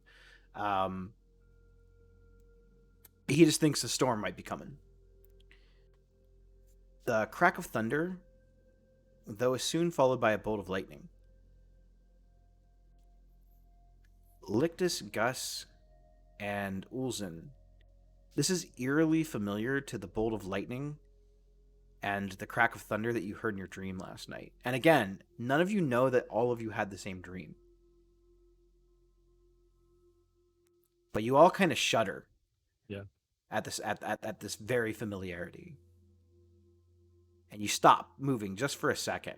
And Abraham notices that you all stop. That's some scary lightning. Oh, gave me the EBGBs. It's like deja vu. Deja vu? Day job. Yeah. Yeah, I feel like I had that same exact replication in a dream I had last night. Wait. A dream, you say? Yeah. What happened in said dream? Well, before I started and I met you guys, I would dream of the Feywild every night, and my family and the beautiful plants and animals, but now, ever since we started adventuring, I don't know, all my dreams seem to be about Strad and Barovia and fog and lightning and just not happy. And Strange. that, I yeah, seem it's to have similar incursion last night myself. really, I didn't even Yeah. think you slept. It's more meditating, but the images slipped into my head Oh boy. as if it was a dream, or at least what I assume a dream is like. Maybe we should go back to that temple later on tonight and see if maybe some of the clerics of the Saren Ray could take a look and see if maybe we've been cursed by Strad or something. Maybe. That sounds like a good idea. At least if not, maybe they can answer some questions. Yeah, I miss dreaming of the Feywild. I'd really like to have that back. So Abraham and Ulzen, Ulzen, Lictus, and Gus all stopped and kind of had this like little conversation. Abraham, you noticed that they have stopped moving, and you kind of turn and look at them, and you can see that they're visibly shaken. Even Ulzen, even though Ulzen is not really saying much, he's just kind of looking at them really inquisitively in a way that Ulzen does, but it's like he's trying to figure out how to take the shot, but they're not the enemy. He just looks completely baffled. Are we seriously worried about some thunder and lightning? Where's the dam? He's right. Maybe we should just focus this later. Yeah, let's table it. I think our friends need our help right now. Let's keep going. So you continue on, and Ulzen, again, you seem very... Listening to them describe it, you definitely remember your dream. I know you haven't shared that, and obviously you don't have to. But you're visibly shaken. Your time in Barovia was awful. You hated it there. You're not even entirely sure how you ended up there, because one minute you were living free and in nature, and then the next minute you weren't. You hated Barovia, and I think out of everyone, I would say that you were the most happy to see Strahd die, because no one keeps you prisoner. No one holds you against your will. You're very free, and you hate to be confined. And being there was like being in a terrible cage. This was literally hell. Yeah. So, you take a few more steps. You come to a four-way intersection at Selduth Street, and the High Road. The road you're currently on. Heading south. You hear that same familiar thunder and another bolt of lightning. It flashes in brilliance across the sky, lighting it up like a nuclear bomb went off.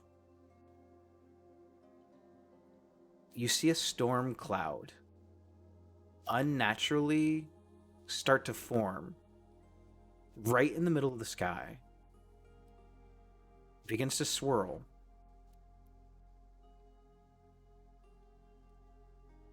Dark clouds and mists start to pour out of the storm cloud. The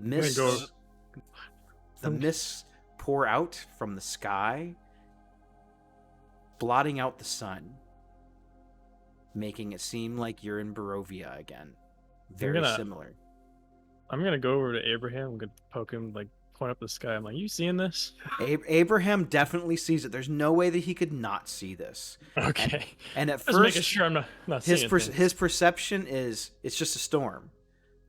But then he looks, and he sees this mist and clouds all forming from the eye of this cloud in the sky, in the center of the sky, and it pours out and envelops as far as the eye can see.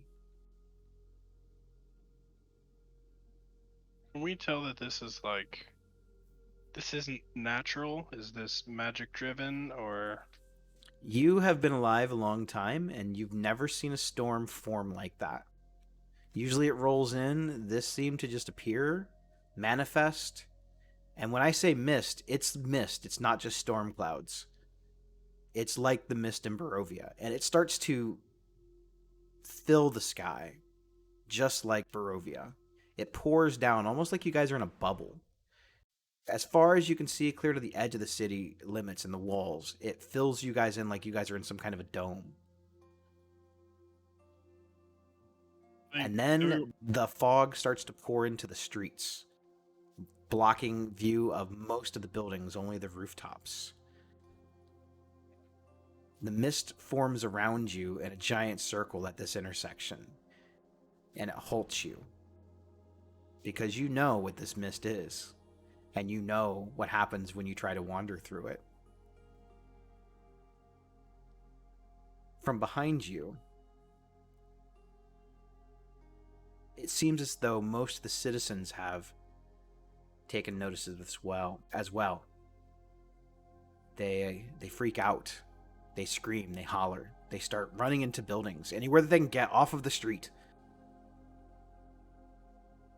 Just trying to stay out of the fog, out of the mist. It circles around you, leaving a slight clearing at this four-way intersection.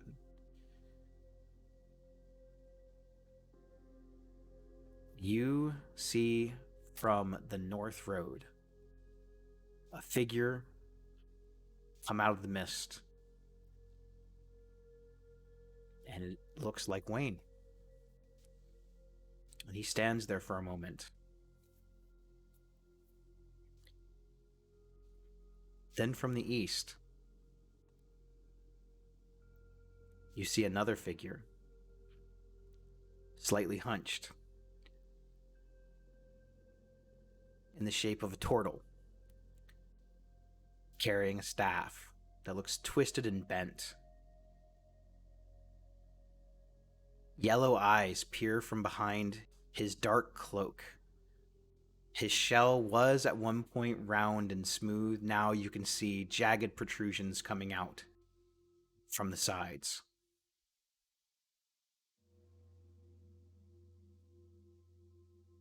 It looks like Mercois, but not the Mercois you remember. From the west, another shape comes out of the mists. A dwarf, wearing black armor, carrying a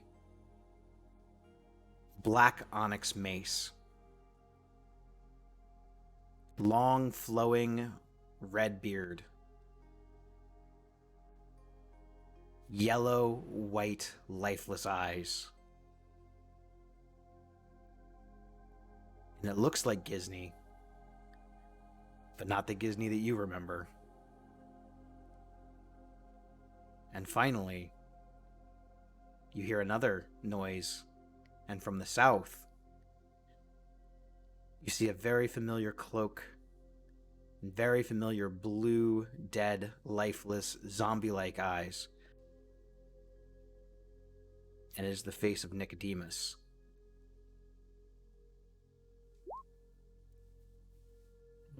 They seem to surround you on all main routes, with the fog and mist at their backs.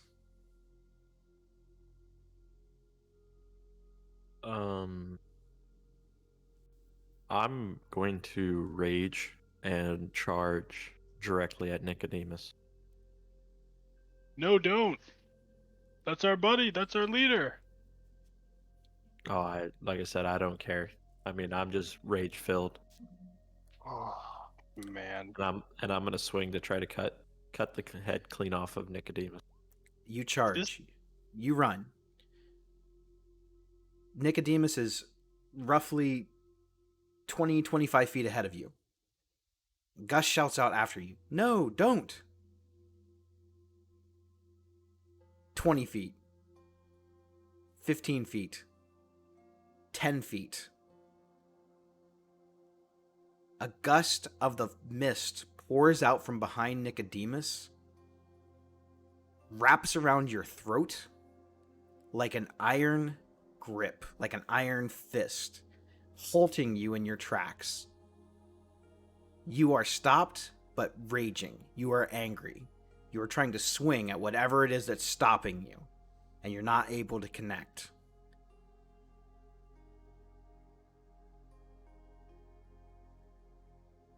Then the mist starts to take form, take shape. Tall. A man. Long black cloak.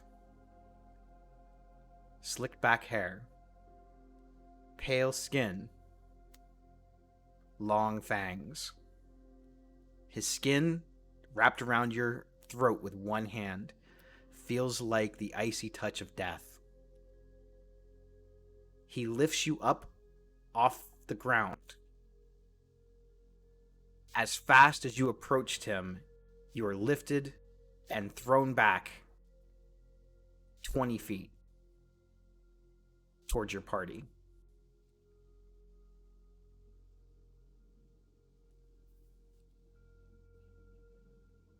His yellow eyes and sharp fangs smile and flash at Gus and Lictus and Ulzen.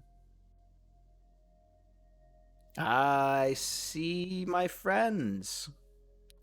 I was wondering when we would be able to get reacquainted.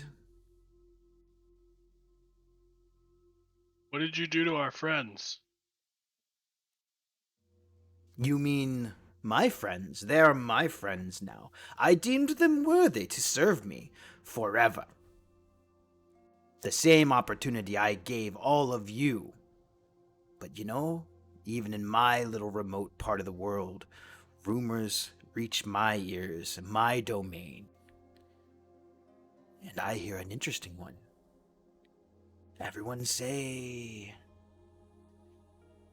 You are going around saying you killed me. But you cannot kill me because I am death. And I am your death. All of your deaths.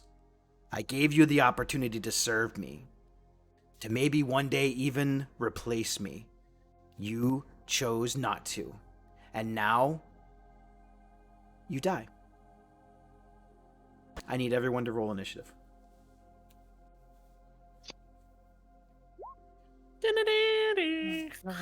Dude, that was fucking intense.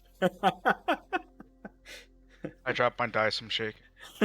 Hang on. I was gonna say we have to wait till we're on the new map.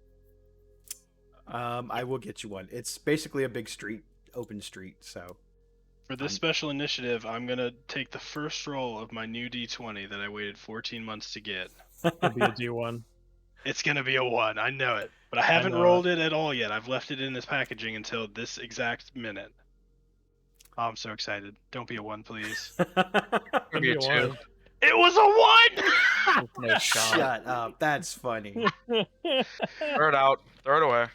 Oh god, these I'm getting a new one. these fucking dice. Well, I'm not gonna use these in combat now. No, you gotta give it a chance to redeem itself. Maybe for a critical roll, I'll use it again. The redemption arc's about to be crazy for these dice. Dude, that's like the 8th or 9th natural one I've rolled in the past week. Probably. Between this last session that we had and this session. So many I nat just- ones. Yeah, I you just recommend you stay away from buses. You might get hit by you one. have not done Yeah. well. Okay, so I thought I had the token from the one, but I didn't load that thing. So let me get a token for the one guy, and then I'll put the other guys up. Let's see. I need to upload this if it'll let me. So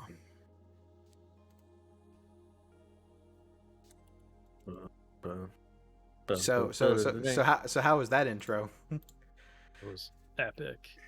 It's fucking That was dope. really good. I don't feel like I deserve to be tossed. You don't toss a dwarf. You'll have to toss me. You'll have to toss me. Okay. Don't kill the elf. Let me see if I can upload this. Choose a file. Let's put that open. Gus's initiative is -20. Nice. Okay. It let He defaults the last person to go. What's a total of 4? All right. So Cratch is not here. Boy, we really could have used him this week. Yeah, I know. You know, I tried to tell him that I had a really cool thing planned, and that's the direction that you guys chose to go. I gave you 2 different paths, and you chose the one. I'm gonna let you guys kind of stand where you want. I'm gonna do some drawing here in a second, so to just kind of give you a, let's see. So you guys are kind of like at this, like a 4-way road, right? And it kind of is, again, it's not to scale, it's not great, it's just to give you just kind of an idea of what's going on. Now the mist is basically covering everything that you can't see. You see the tops of buildings and stuff, but you're not able to go out past pretty much these boundaries. So Abraham, obviously, he came running down this way to get towards Nicodemus, and let me put him out on the map.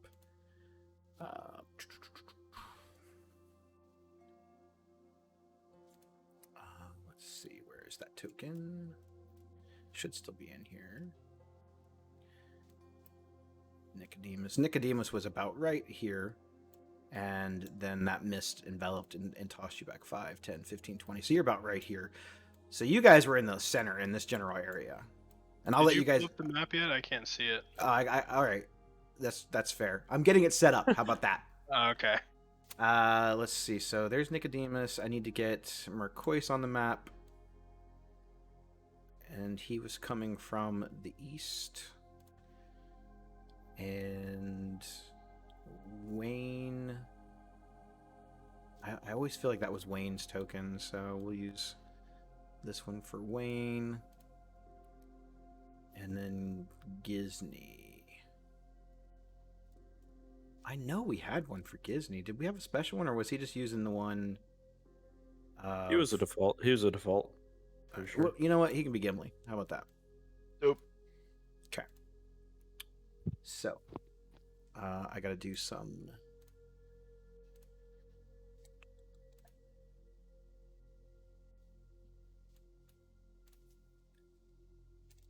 Okay, so yep, that's what I thought. So these guys are going to be right around. I'm going to give them that much. We forfeit and become Strahd's victims, and now we're his. Yep. And now you guys And now we're zombies. Got it. Love it. And scene. Grodd's not from this plane of existence, right? Just asking for a friend. You wouldn't know that. There's only one way to find out. Now, come on. You know his save is probably going to be pretty good. Hopefully. Well, you know, I hear natural ones are floating around. I have heard that. I have heard that has been going around. Yeah, a friend of They've mine been told me about it. They've been more favorable to certain people than others, though. Yeah, furbogs. Now, just to let you know that this is a slightly modified version of the Strahd that you guys know, but it is very similar. Hope it's modified. AKA, we're gonna die. Yeah, I was about to say. Well, I modified it garlic. because honestly, I know that a couple of my friends who are playing Curse of Strahd with me right now are watching, and I don't care that they do. But this will give them at least a slight idea of maybe potentially what this guy can do. I have garlic, a cross. I'm Van Helsing. So you roll at disadvantage. Times For 3. everything. Okay, I'm gonna switch you guys over to the map here. Wall Yeah, of light bended around him. And I'm the cool Van Helsing too. You're the cool one. Yeah, like I'm Hugh Jackman Van Helsing. No, that's fair. That is probably the coolest one. And I got Abraham's got to roll. Get that advantage on initiative. Give me my 19. Hey, All right, Benjamin, Ron. I need to actually clear off the turns. So let's see. You got 19. Mm-hmm. Are you guys able to add your own turns? I can't really add. Yeah, we can. so. We can. Yeah, I mean, we can add the point value. Okay. So if you just add us, we can add the point value. Yeah, I'll manually. add you guys on there. So let's see. Add turn. Add turn. Add Gus on there. Is Add that Benjamin on there. He doesn't have a token. I'll Is get that you. the Grim Reaper? Oops, I almost put 2 Strahd tokens. Fight guys- Strahd and his twin. You guys fight Strahd and Broad. And mod. And Trod. You and guys, Todd. They're just all of them. Todd, no. They just you guys fight Strahd, Broad, and Trod. Now I'm just gonna be honest, not metagaming or anything, but I This is gave the pro- Gisney a lot of good shit. Things could have changed. That stuff wore off. Yeah, he's a zombie now. Who knows what happens? Not his 25 armor class. Things could have changed. That won't Don't matter know. when I toll the dead on him. And when he makes some real dexterity saving throws while hitting half the party. Nicodemus only cast Eldritch Blast. Like I said, things could have changed. All right, I'm ready to do this. Let's. I am calculating some armor classes, and then I'll be rolling for initiatives. You need to give me token permission for Benjamin too. I know you're doing a bunch of stuff though. Yep, I wasn't. I was, as you can tell, I was not 100% prepared for this encounter. I was for the visuals and the description, but not for everything else. Yeah, that's fair. I'll roll for their armor class if you like. I'll take a D4 here. Oh no, and we're just not rolling like- for armor class. I know what their armor class is. I just don't have Oh, their okay. sheets. Sure, in sure. hand. I have to flip back and forth between 4 characters and Strahd. Here, I'll roll for their armor class with my strength saving throw. Yeah, there we go. That'll work. -3. I have -1 on my strength. Okay, so his is that's what I thought his was. Cool. Cool. All right. So I'm going to switch up the music here. Let me find a good track for this. Doom soundtrack. That's a little that's a little too intense. Yeah, that's a little too I don't intense. think so. This seems like a boss battle to me. Oh wait, it's totally a Playing boss some battle. vampire organ music. Sure, you can find something somewhere. Combat. Combat.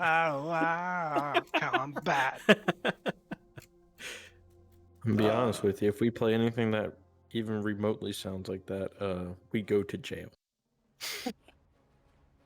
We're gonna need Oh. Johnny Depp's lawyer to save us. Yeah, really.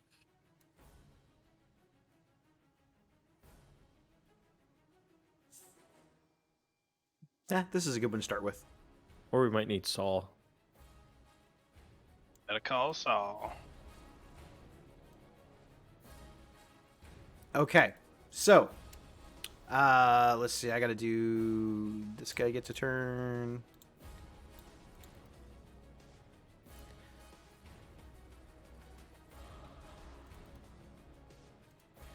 Yeah, that was a really good music selection.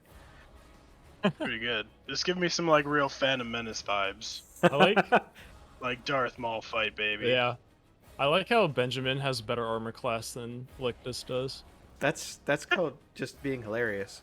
All right, so I'm doing some initiatives now. So let's see. That's gonna be. Okay, so they all have that. So that's gonna be.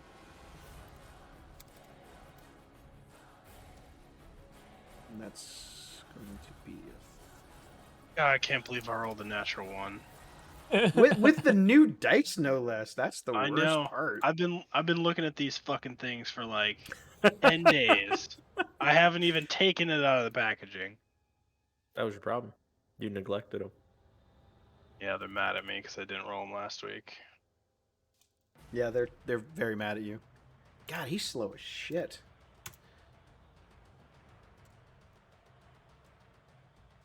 Can't wait for a TPK. I've been waiting for one of these for a while. I did tell you that I would hold no punches. You guys are level 10.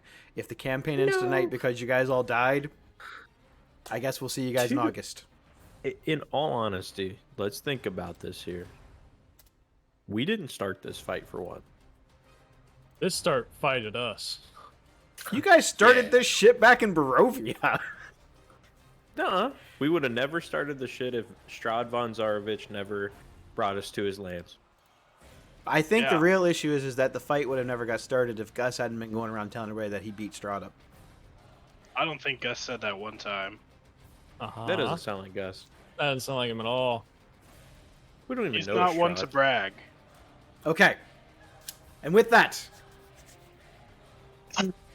Strahd is up first. Oh, of course. It sounds like someone's faking their rolls already. Well, he did roll an 18 and then has +4. Oh, you need to put Benjamin on the token list too. He's going to share your initiative. Okay. Never mind. Then. Just for simplification, you can have him choose to go before you or after you. Okay, and then can you let me move his token? You don't have permission? No, Okay. it said no. It said no, huh? Okay. Well, I totally have Control. higher dexterity than a vampire king. Okay. You should be able to move him now. Yay! Cool. Okay. All right. So I'll let you guys kind of like position yourselves where you would kind of want to be, but Basically, this is about where I pictured it. This is probably what it would be like. Okay, I'm not gonna so lie. it is Strahd's turn.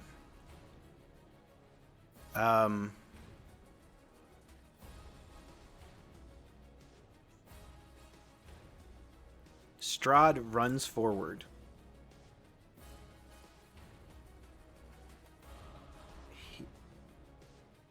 He grabs. Well, he's going to make an attack on Abraham.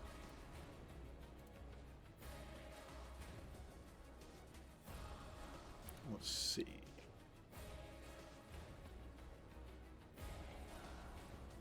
So it's going to be a. I'm trying to find the thing here, so it should be a.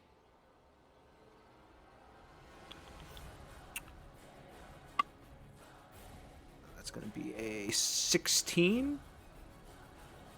Okay.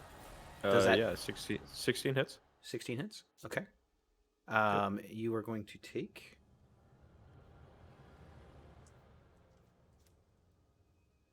No, that's the wrong die. That's too many sides. This one, it needs less sides. So it is.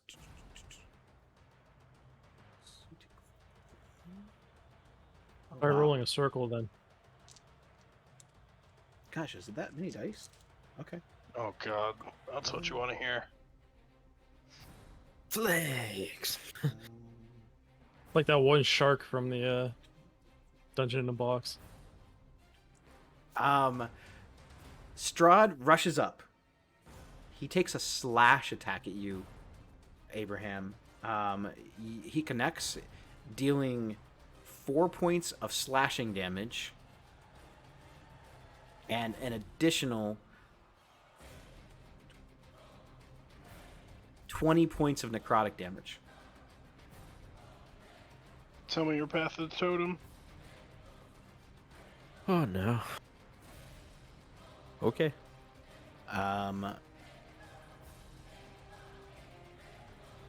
He is going to take a second slash attack at you. Okay. That is a 17. Well, if 16 hit, I think a 17 does too, ladies and gentlemen. All right. Math.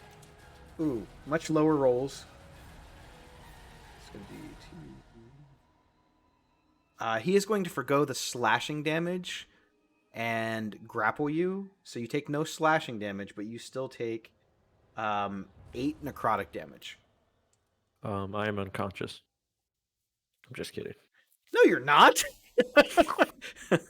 I am dead.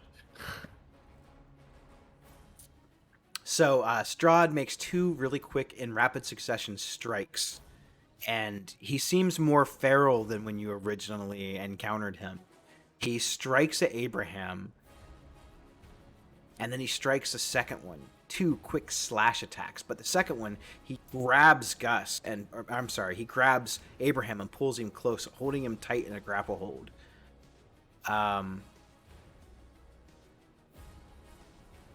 To answer your question, no.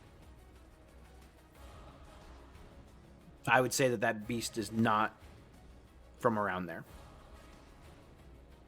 Fuck. Okay. So that is going to be his turn. Move. Well, does he get a bonus action? Probably not.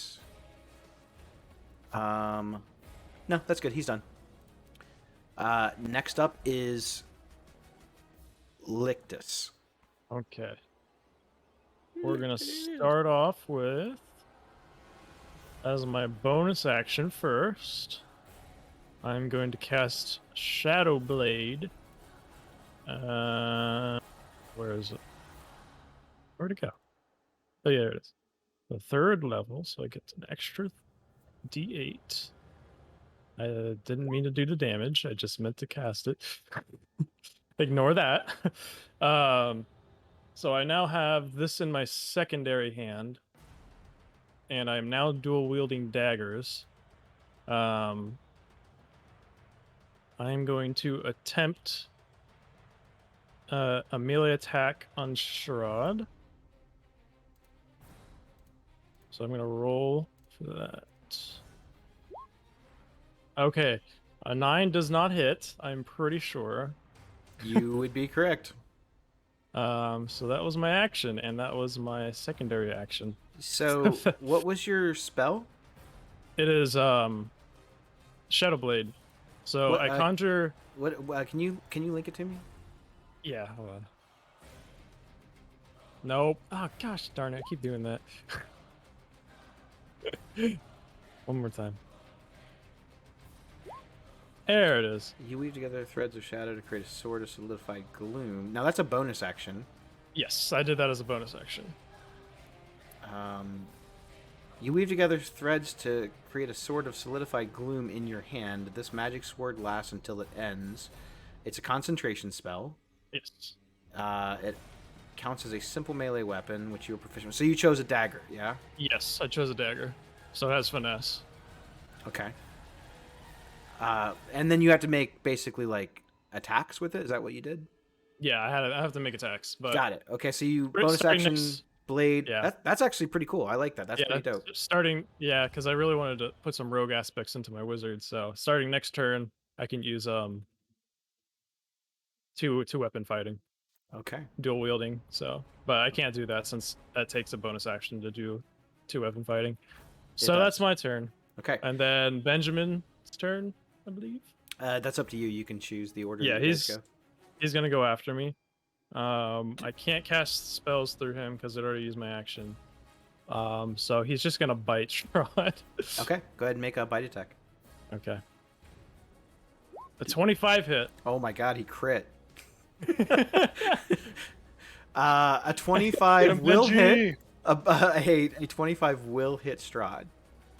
And then it does. I'm pretty sure it literally just does one piercing damage. Okay. You So don't It does too. two piercing he- damage. he's like, get some Strahd. Just bites into the back of his leg. How's it feel, boys, that the first person to draw blood on Strahd is this tiny little animal? I'm last in the initiative, so he's it's fine. undead, mind you. I didn't change his damage type. It should still be normal damage, not necrotic. Yeah, it's just piercing damage. So Benjamin, sensing his master in danger, leashes out and bites into Strahd's leg and connects. And Strahd kind of looks down and he looks at Lictus and then he looks down at Benjamin, and this like little fox, this undead fox, is like gurring and trying. It's like giving him hell, but Strahd's kind of like, oh, okay, and then the fox lets go.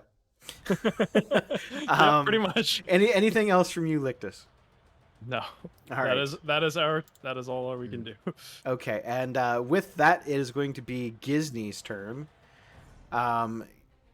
Gisney is going to make a How's it Disney's turn? because he. Oh no, sorry, it's Abraham's turn. Woo! I got confused there for a second. I was like, isn't that Gisney's token? It's not. It's your token. I was gonna say, you did say you grappled me. You are grappled. Just insta grappled. Well, he hits. And you're grappled. He hit me. Yeah, with I a mean, slash you and then I was absolutely you can contest it. grappled. Yeah, I was gonna say.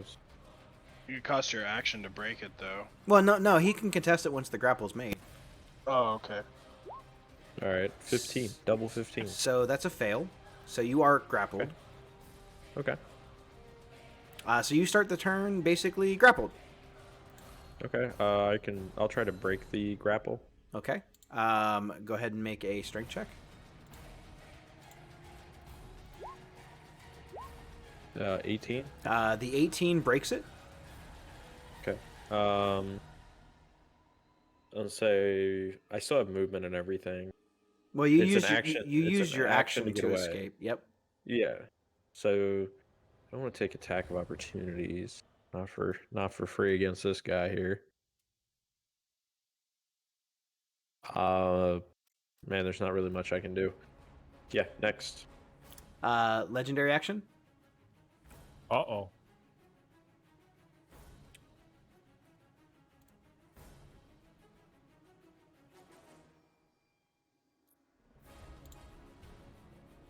One eventful legendary action. I'm just kidding.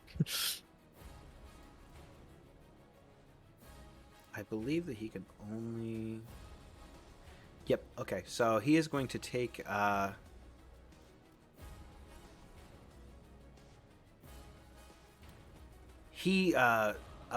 Like a swirl of mist encompasses him. His solid form dissipates. You see the mist jut down this way.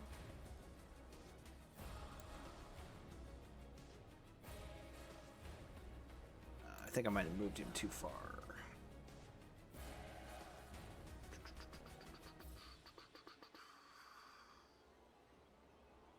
Yeah, I moved him just a little bit too far. His movement does not provoke attacks of opportunity. Yeah, because he was a. Oh, this is movements in general or his missed movement? Just When that it's- that particular Mm, movement, and okay. that was his legendary action. Next up is Wayne. You see Wayne. He's got one dagger in his left hand, and then he pulls out the hilt of a very familiar sword blade that you guys have seen before. This thing ignites up, and when you are expecting a blade of pure sunlight to erupt, you see a blade of pure dark energy erupt from it. Oh shit. That's not good. Wayne darts down this way, and he makes an attack on Gus. You son of a bitch. That is going to be a...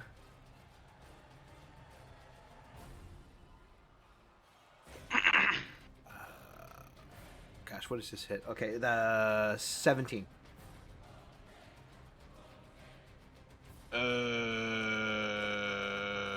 Yeah. Shit.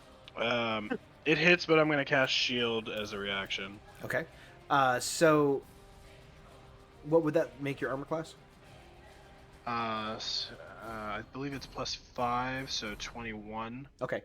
So you see this blade of dark energy come within inches of your face, and you're able to get off the shield spell just in time as the blade deflects off of your magic created from it. And when it connects, it erupts with this like burst of mist and shadow off of it. And you see as he kind of like raises his forearm up like a shield, and it's just a complete like light pink shield that he's holding up, kind of blocking this sword. Wayne's going to take a second attack. It's going to be a 14. Miss. He tries to come in, followed up with a dagger attack, but he's not able to connect on you. That's going to be his 2 attacks. He's already used part of his movement, and that is it for him for now. It's now Nicodemus's turn. Nicodemus looks at the party. He looks at Lictus and Gus, and he gives you that same very familiar smile. This would normally be the part where he would cast Eldritch Blast, as you have fought with him before.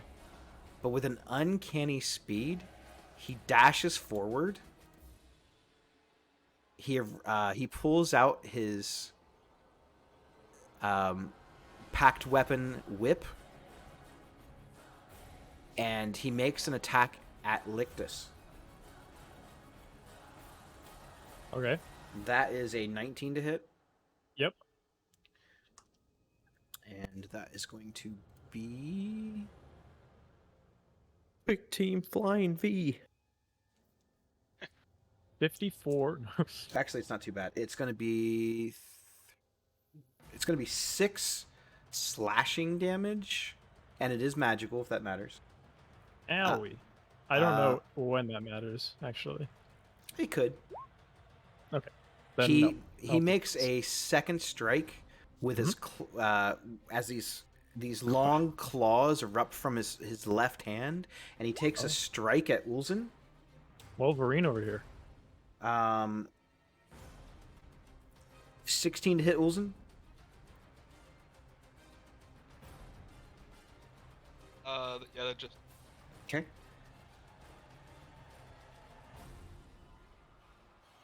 As the claws come in with an uncanny speed, you can't seem to get out of the way, but the claws grab into your cloak, and you're now.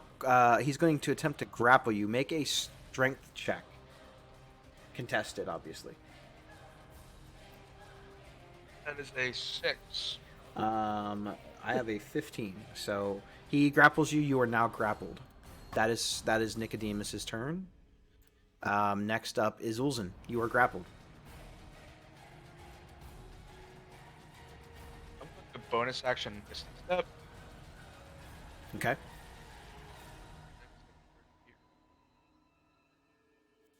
Just gonna move over here. Okay.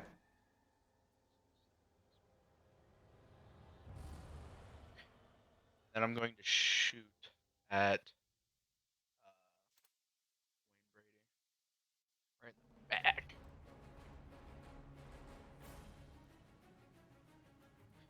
A 14 hit. On Wayne, a 14 does not hit. That is a not 3. What about a 29? A 29 does hit. Go ahead and roll for damage. 29. Yeah, the plus 11 goes crazy. Yeah, that's insane, dude. Yeah.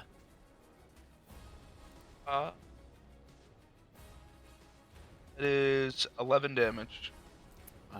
11 damage. And I'm assuming that is magical damage?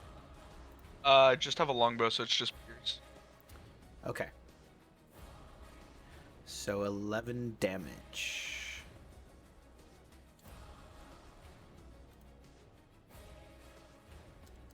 Okay. And that is... Okay, so you see Ulzen teleport out of existence and then back behind you. He launches 2 arrows. One doesn't connect to anything, but the second one does.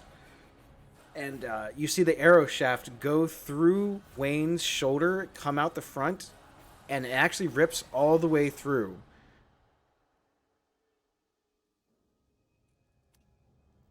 Next up is Gizny. Now it's Gizny's turn. Gizny is...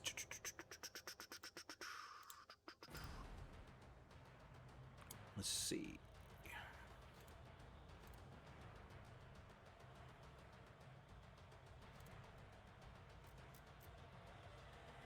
Thinking he has a lot of options, more than most of the other guys.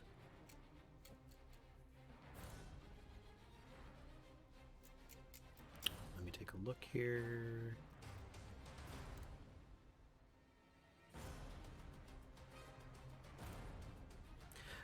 You see Gizny begin to chant like he's saying a prayer, but the prayer sounds completely darker as he's surrounded by not light white energy like you're used to, not the radiant sun flaming energy of Muradin, but something much more sinister. He casts a ball of pure fire and shadow at you. I'm picking my target. Ow. It's gonna be Gus. I need you to make a dexterity saving throw. 30-20.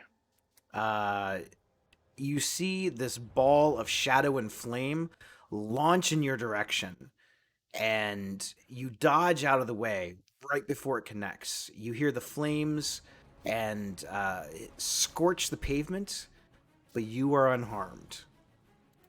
Woo! That is going to be Gizny's turn for now. It is Mercois's turn. Portal. I was waiting to say that. He's been waiting like this whole time. He had no idea that these guys all were coming back, but he's excited. Okay.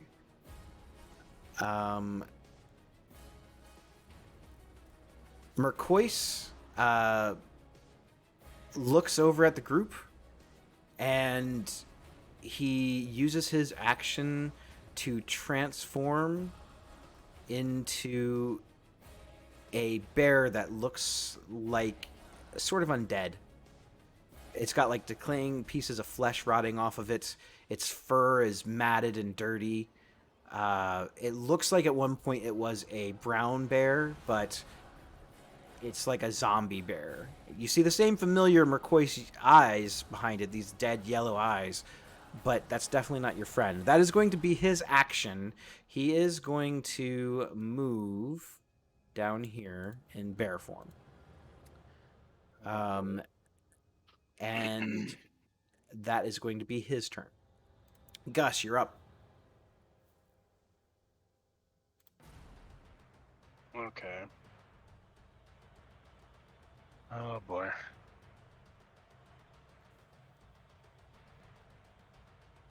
All right.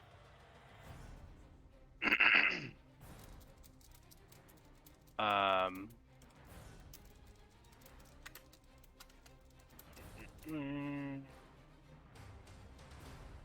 So, Gus is gonna start clicking his fingers, like you've seen in the past. But after he starts clicking with his right hand, he starts clicking with his left hand as well. And instead of one spell coming out, you see two spells coming out as he uses 5 sorcery points to do twin spell with his immolation, and he's going to cast it on Gisney, and he's going to cast it on Strahd. So I need dexterity saving throws for both of them.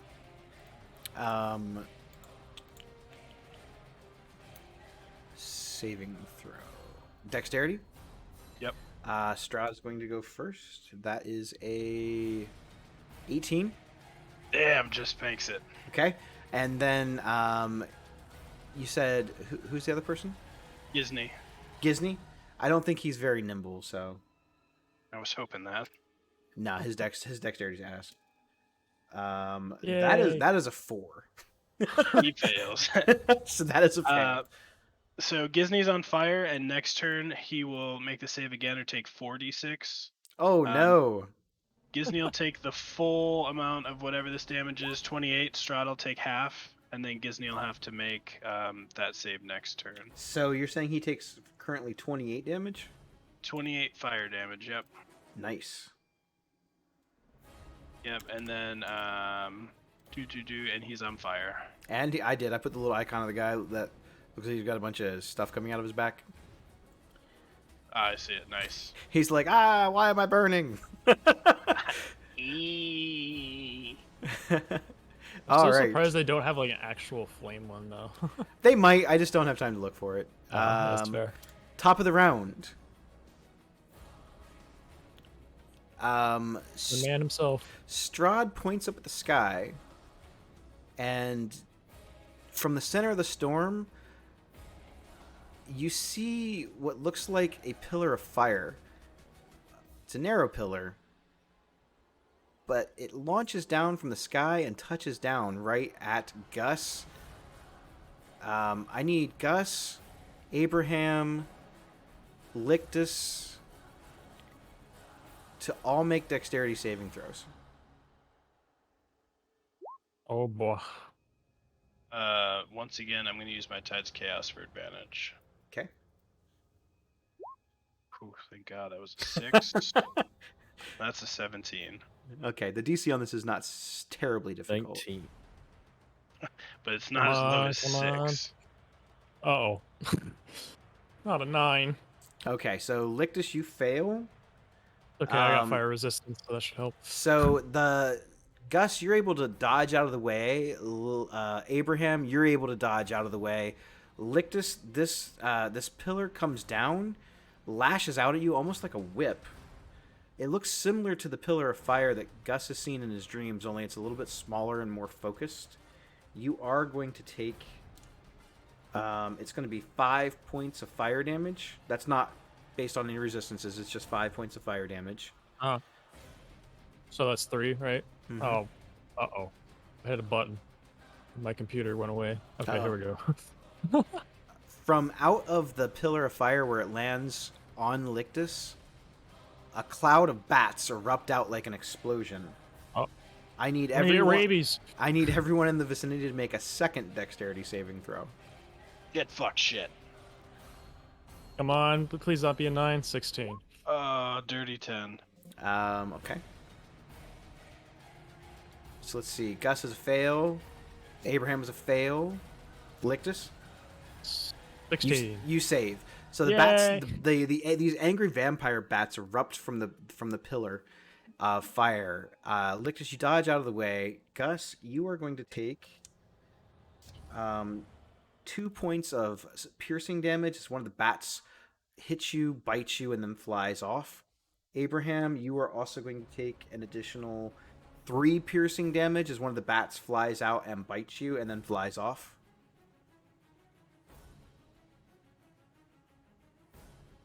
Now Strahd's going to take his turn.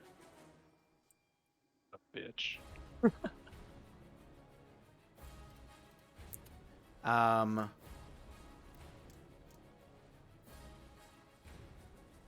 Strahd is going to cast Pick up. Mirror Image.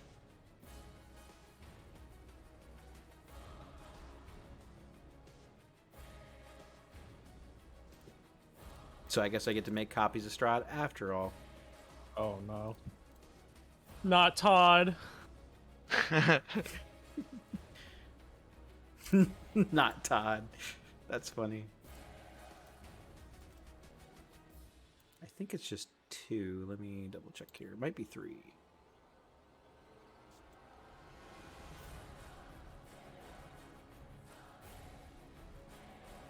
It is 3. Okay. Yay! That's like getting to win at something. Okay. Did that paste him on here? There he is. So these 3 illusory images of Strahd spawn out from him, making it difficult to tell which one the real one is. That is his action for the turn. He is done. Lictus, you're up. All right. There goes nothing. Fireball I'm time, going. baby. I'm fire. Actually, I don't even know if I have fireball right now. What? I do have fireball. It will get rid of my concentration on my knives, though. Fuck your knives. You're a wizard, Harry. I'm also a This is the- rogue. This is a You're more great wizard. I will cast fireball. Yes. On the mirror image. Let's see. You should be able to cast it to touch all of them. Yes, I should. I think it's 30, isn't it? And Oh, it's 20. It's 20. yeah, but you can hit all the Strahds and Gizmy. And in Gizny. Yeah, and All right. you got asked for Dex. So, throwing my dagger to the side, I'm gonna cast fireball, and the dagger's just gonna disintegrate into thin air. Metagaming. Strahd casts Counterspell. Okay. I What does that do? counterspell this counterspell. I forget what does counterspell do. Ooh, counter that. I will link the spell to you. God, I feel like I'm playing against a blue matchup in Magic right now. Okay, so let's see display. On the stack. I am going to attempt to interrupt a creature in the process of casting a spell. If the creature is what level are you casting your spell at? 3rd levels, because I don't have any higher right now. Okay. So if the creature is casting a spell of 3rd level or lower, the spell fails and has no effect. What if I counterspell his counterspell? That's an interesting proposition. Because I still have my reaction to do so. Google time. Can you I counterspell? Yes, you believe can. Magic's a, Yeah. I believe Magic. Just to make it Magic's interesting, I'm gathering. going to counter his counterspell. That's counterspelling his spell. Yeah, so the counterspell, what level are you casting your counterspell at? Because I've already depleted my spell slot. I'm gonna cast it at 3rd. Okay. So let's see. The spell I'm On the casting is of a 4th level spell slot. So it needs a. So I need to roll a 14. Yep. And that's just a regular D20. Because I wasn't sure what level he was casting Fireball at, so I went a level higher. Yeah, it's a Fair D20. enough.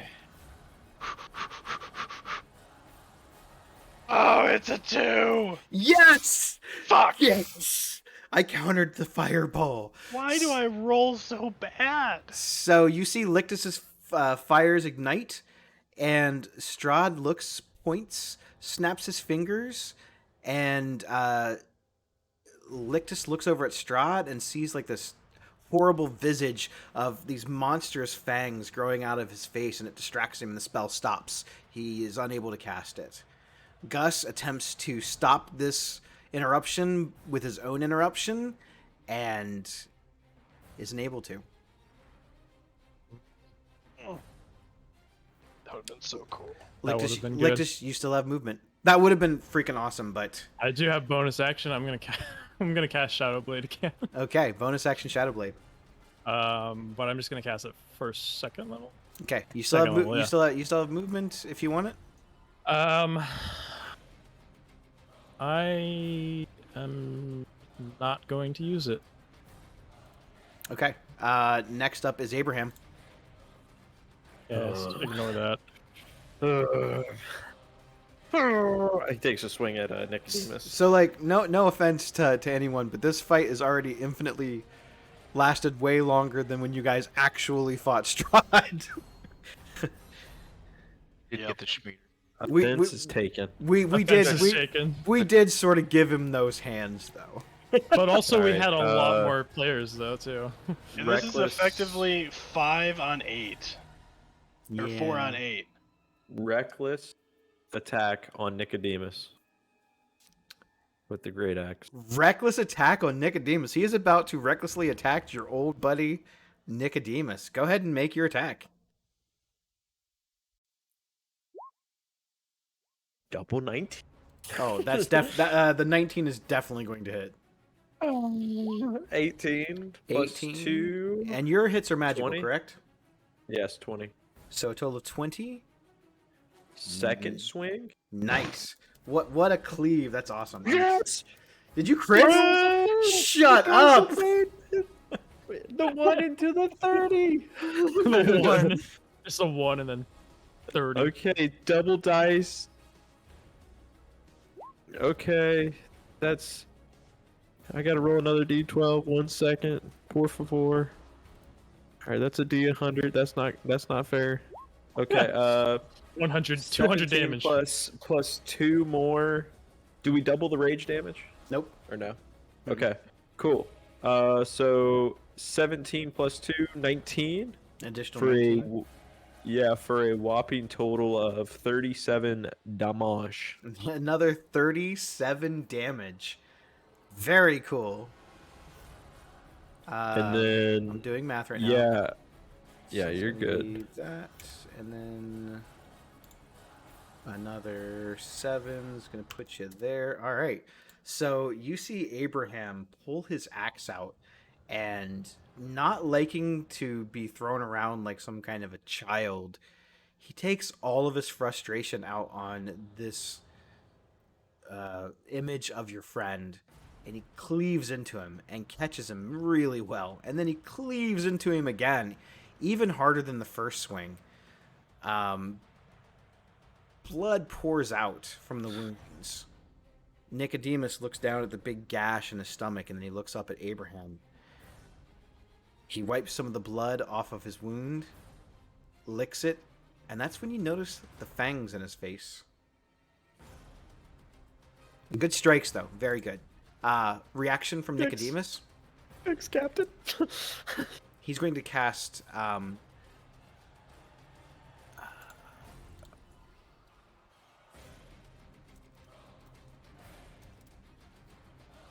Counterspell.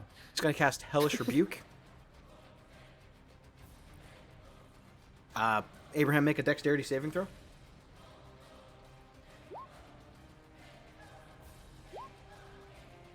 Uh, 20. So you are going to take half as much on a because you succeeded. You're going to take half as much, and that's going to be.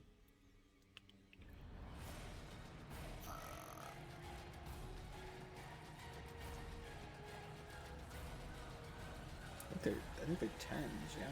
Yeah, it's 2d10 plus what plus 1d10. whatever Warlocks level. cast all their spells at the highest level, so it's going Highest to level. be... Okay.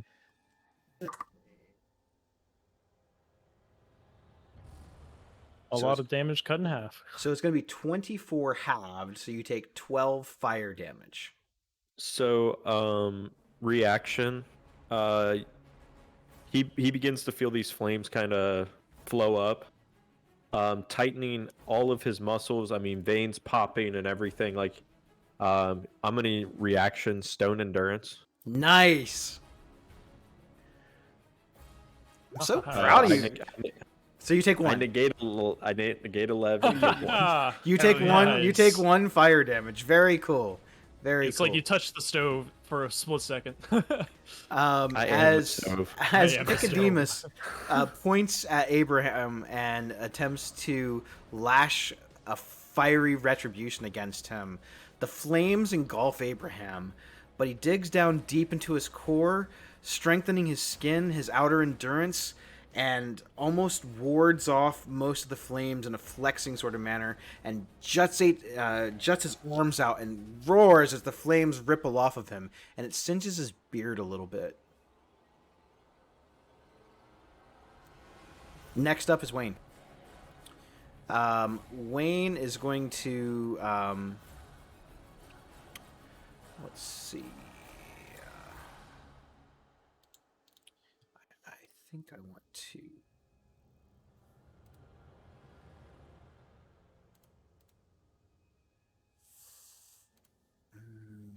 do-do-do-do.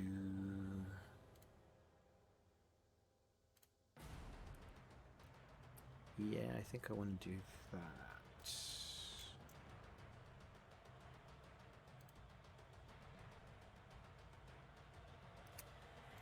Wayne takes his offhand dagger. He twirls it in his fingers. It starts to glow with this hue of purple energy, and he throws it at Abraham.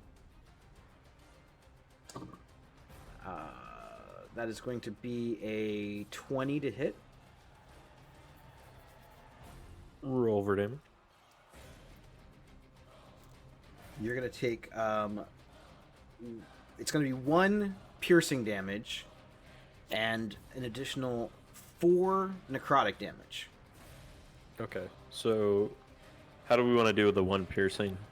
Because it'd be rounded, but you round up, so 0.5 Still would be 1. one. So it's just 1. Okay.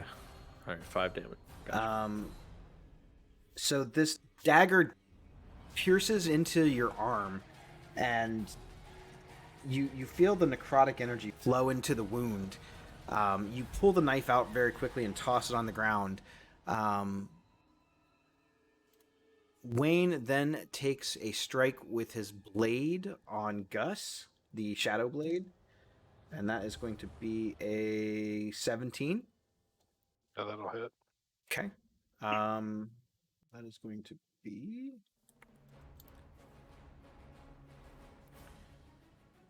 Yeah, okay. Let's do that. It's going to be 7 slashing damage. Alrighty. Okay. And with that, he is going to stay put. Nicodemus is up. Nicodemus is going to make a slashing attack at Abraham. That's pretty good. That's a 25. That hits. He is going to forgo the slashing damage, and he's going to attempt to grapple you again. Make a contested strength check. 16. What happens in the case of a tie? Reroll? I don't know.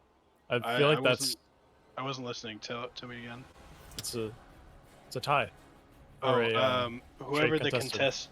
whoever is on defense wins. That Okay. makes sense. So you win that roll. So that is his action, but he gets a second attack. He's going to he's gonna make another. He's gonna make another attempt to hit you. Yeah, that's not gonna do it. That's a 9. So he takes 2 claws at you. He tries to grab onto you, and he's just not able to make purchase. Ulzen, you're up. So he still has his mirror image thing going on, yeah? Yep. I'm going to bonus action Hail of Thorns. And then shoot at the bundle of Strahd, Todd, Broad, and Cod.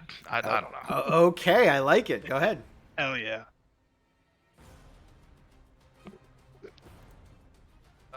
Just in case, I'm gonna go for the one in the back right. Okay. That is a 13. A 13 is going to miss. I will try again. So does the Hail of Thorns still strike everybody? It's just on the next hit. It's like a concentration next spell. hit. Got it. Okay. Yeah. This is a 23 hit. A 23 does hit. Oh yeah.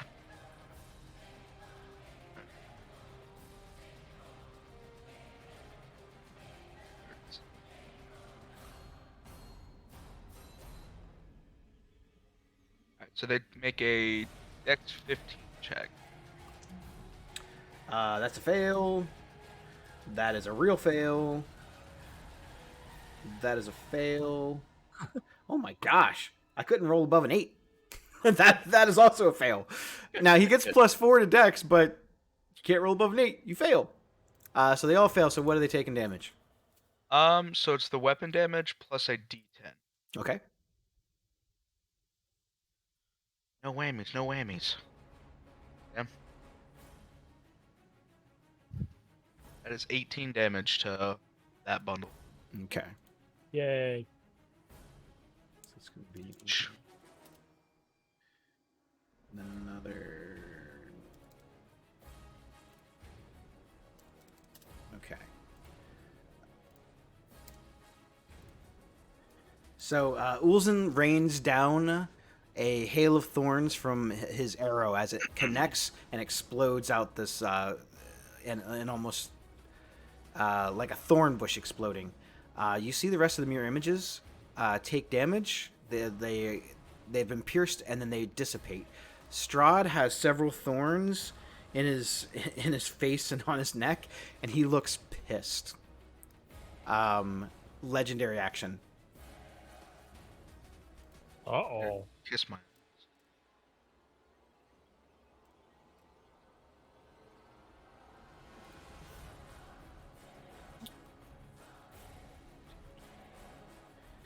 Strahd moves this direction. Done. You all done, Uzun? You moving?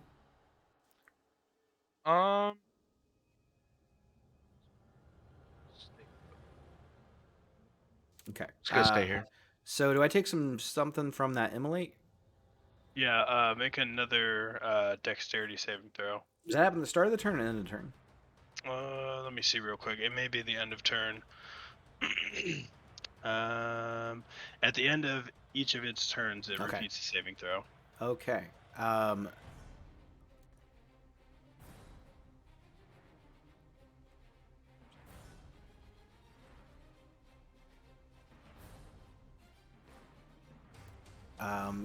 Gisney is going to.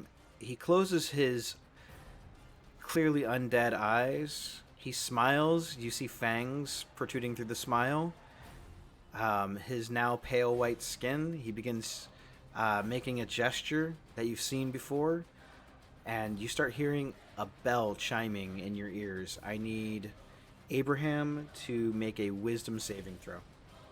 Uh-oh, I know what that is. Oh, they dead. I have that one. It's a real good one, too. Ding!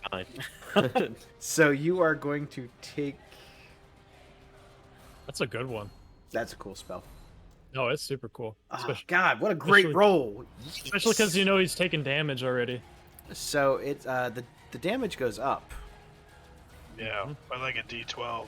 It goes to a I think. D12 if he's missing even 1 hit point, and then it Oh. goes up. Solid. What- I actually rolled worse with the d12s. What So what level is he? you're going to take it's going to be 3 necrotic damage. Nice. Oh, you're. that So is you, really nice. I rolled a 1 and a 2. I was like, that has a chance to go 24 damage. You got a Yeah, 3. and I rolled a 3. Yes. You hear these unholy bells chime in your ears, and you feel a wave of just dread and necrotic energy sweep over you. You're able to kind of shrug it off, though. Not that bad. Gizny's going to stay there. Next up is Mercois. This undead bear. Do your save. Oh, save. Yes, you're correct. That is going to be a 13. 13 will fail. That is 4d6. 13 damage. Oh my gosh, this guy is on fire! No, literally. This girl is on fire! Okay.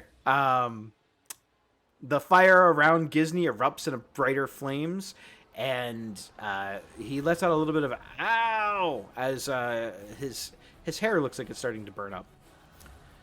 Now it's Mercois. Mercois is going to take a claw attack at Gus. That is going to be a 13. Mies. Okay. He's going to take a second claw attack at Gus. Worse than the last one. And now he's going to take a bite attack at Gus. And that is going to be a 24. Just barely hits. Yeah, I feel tough right now. And that is going to be 6 points of necrotic damage. As this thing bites into you. That is going to be Mercois' turn. Gus, you're up. Alright. Let's see what does Gus want to do?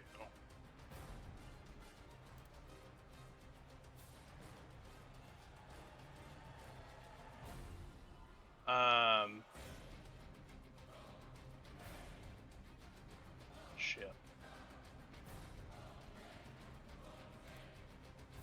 Alright, Gus is going to...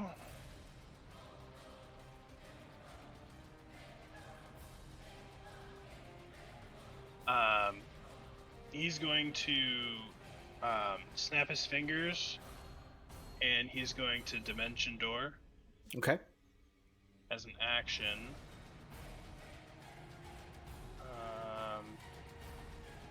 Let's see. Probably over here.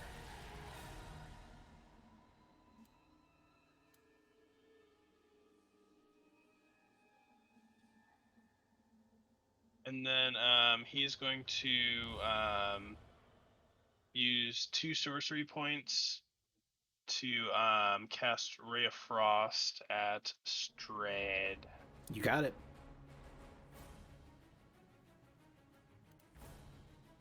And my Tides of Chaos is already in action for whenever you want to do the do-jiggy. Where's my Ray of Frost? That's a 28 to hit. A 28 will hit. And then 9 total damage. And Strahd's movement is reduced by 10 feet until the start of my next turn. So it's like, instead of like blue or white ice, it's more purple and fuchsia ice that shoots out and hits Strahd, Okay. covers him and chills him. Love it. Go ahead and roll on your table. Oh shit.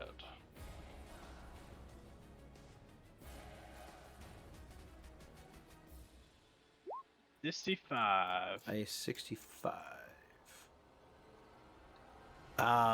As you launch out this ray of cold and it connects with Strahd, a few of the ice shards jut off and you see bolts of lightning spring forth for them. And in a weird way, you're able to almost kind of control them with your mind just for a second. Up to 3 creatures you choose within 30 feet of you take 4d10 lightning damage. Finally something cool! Finally, you hit something that wasn't like, I'm blue. Yeah, oh, you've got a beard made of duck feathers now. It Am I able to move 5 feet before that happens, or no? Probably Nope. not. Nope. Okay. So it's gonna be Nicodemus and it's gonna be Mercois, and they take, what was it, 4d10? Yep. And the thing is, there's no save. They just have to take 4d10 lightning damage. Nice. Fuck yeah! Watch me roll 4 ones. Please don't. Not bad. 24 lightning damage to Nicodemus and Mercois. Okay. Hell, finally something cool. It's only been 8 months and I've been playing this guy. Go ahead and roll again to see if you spring another charge. Alrighty. Nope. 4. Close. At least I got that roll out So of the who way. took the 24? Nicodemus and Mercois. The bolt The of only lightning two. lashes out from the ray of frost and pierces straight into Nicodemus. Finish him off. Oh no. I think as Gus has got this kind of this grin on him as he shoots at Strahd, because Strahd has been in his dreams and in his brain and just like taken over. And he sees this this bolt that branches off and it's heading for Nicodemus. And the confidence grin starts to turn to a sad grin, and a tear is starting to come down as Nicodemus was his best friend and his leader and recruited him into the group. And this bolt of purplish and pink ice damage goes right through Nicodemus' heart as he falls over, and like the liquid metal character in Terminator 2 just kind of completely turns to ice and shatters as he falls over. Very cool. As the lightning ice springs into him, he falls down slowly to his knees. Before completely freezing over, he looks over at you with almost like a tear in his eye. And he says, "Thank you, my friend. I am free." Oh. Gus is crying. Full on. Will need to make perception checks at disadvantage crying. I'm sorry, that was a pretty dope turn. Hell yeah, it was. Okay, God Strahd damn. Strahd I'm is gonna go up. Cry in real life. Strahd is going to I'm sorry, top of the round. The pillar of fire erupts from the sky again, and it's going to launch down at Ulzin this time. Ulzin, I need you to make a dexterity saving throw, as from the center of the storm clouds above, this giant pillar of fire launches down in your direction. There's no way I messed this up, right? I mean, dexterity's your thing. That one. So it was a saving throw? Yep. That is a 20. And you save. So you avoid all the fire damage. I need you to make a second dexterity saving throw as a cloud of bats erupt at the point That of is a- contact from the fire. That is a- I'm sorry, you broke up, buddy. What was that? Oh my gosh. That's a 22. Oh my gosh. So you see Ulzin over there dodge. Then he like does this weird little cartwheel thing. He's so small, it's hard for anything to hit him. You avoid the bats. You avoid the flames. You're good. Now Strahd will take his turn. Strahd is going to, let's see. Strahd is going to come down this way within range. He is going to attempt to make a he's going to make an unarmed strike against you. That is going to be a 20. I'm assuming that hits.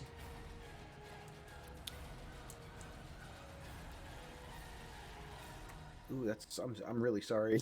Uh-oh. Okay, so that's going to be 12.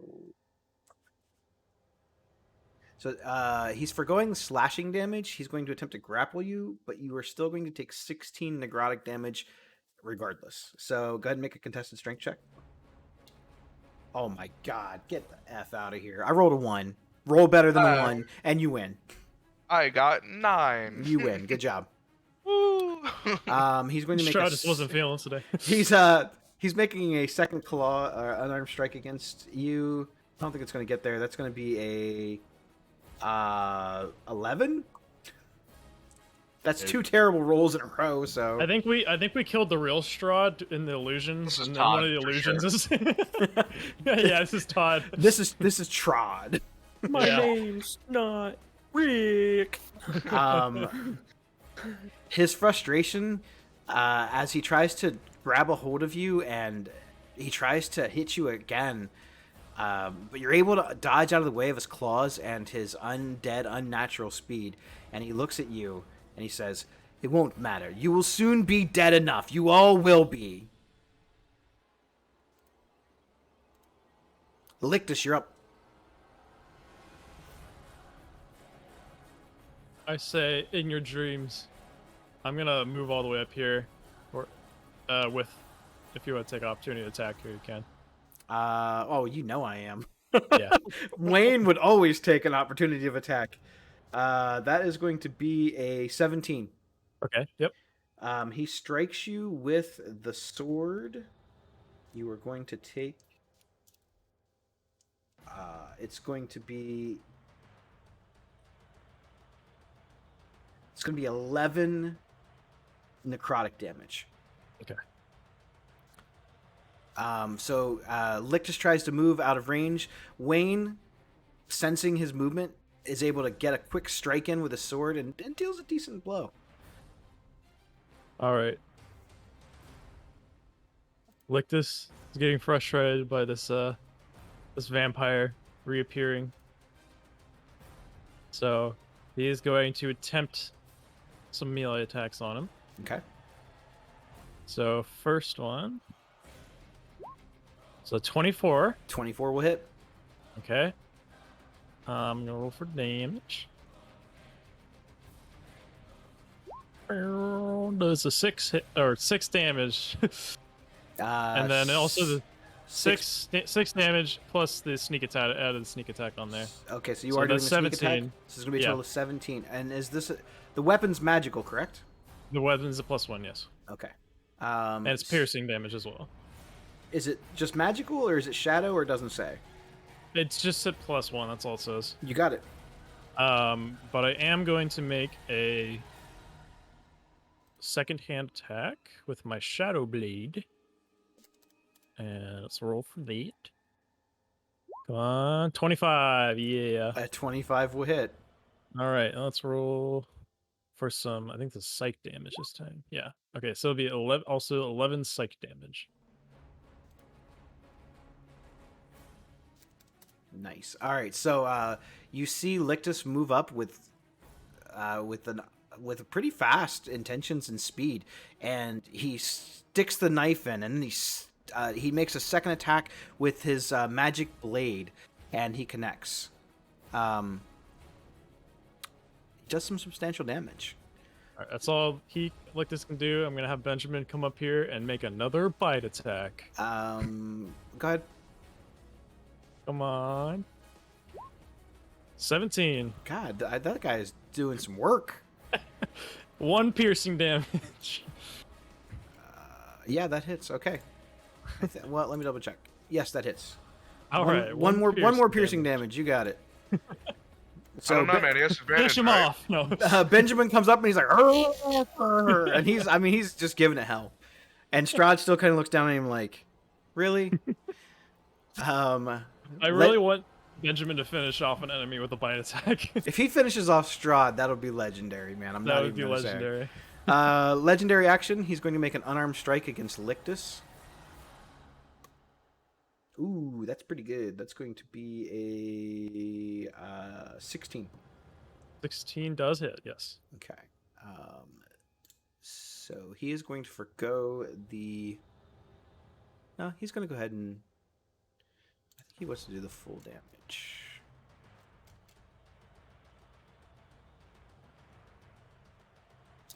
No, he's going to forgo the slashing damage, and he's going to attempt to grapple you.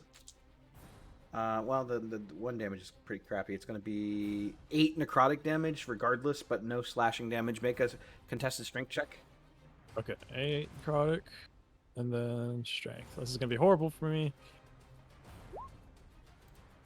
5. You are grappled. Yeah. I have -1, so yeah. Okay. Abraham, you're up. So, I'm going to full on rage mode sprint. The 30 feet, taking 2 attack of opportunities. Well, actually, only one. Wayne's already used his reaction. So just Mercois. Okay. And again, even with if Mercois does land the hit, I guess I'll wait to describe. It's 24. 24 will hit. All right. You are going to take 5 necrotic damage as he reaches out and swipes at you with a claw. So, kind of running past that, I mean, taking the whole slash, reaching down into the like left side of my pant leg, I'm going to rip off a chain, calling up to my son to give me inspiration for the body slam I'm about to do on Strad von Zarovich. Oh my gosh, it's about to happen, guys. Before we do that, because this is going to be sweet, Lictus, I need you to make a Constitution saving throw to maintain concentration on your blade. Oh yeah, that's right. Sorry. You're 15. good. You're good. Okay. Can I give you a D100 to see if I get some extra inspiration from my son?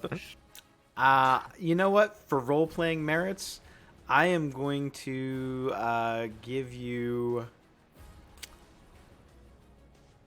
Don't you already get advantage anyway from... I do. It would have just been cool to say if I got like 100. I actually am just- going to give you a bonus that's determined by me. Okay. But I won't tell you what it is because secrets Alright, are cool. Okay, so yeah, I mean, running straight in, literally trying to just tackle him. Feeling all the strength and might, and just pure testosterone running through my body. I'm gonna try to attempt to grapple Strad von Zarovich. Okay.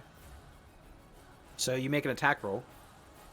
Yeah, so it's a +9 natural, so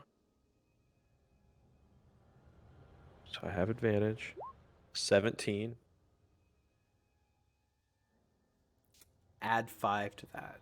I rolled 22. I rolled on a D8, and it rolled a 22. 5. So you are able to grapple. I think. And Yeah, you're good. Yeah. You grappled. Does this in break? one Does this break in my just grapple? yeah, it will probably. Okay. I'm 'Cause- not sure. Actually, He'll be grappled while also holding me. Yeah. Let me make sure I make the right ruling on this.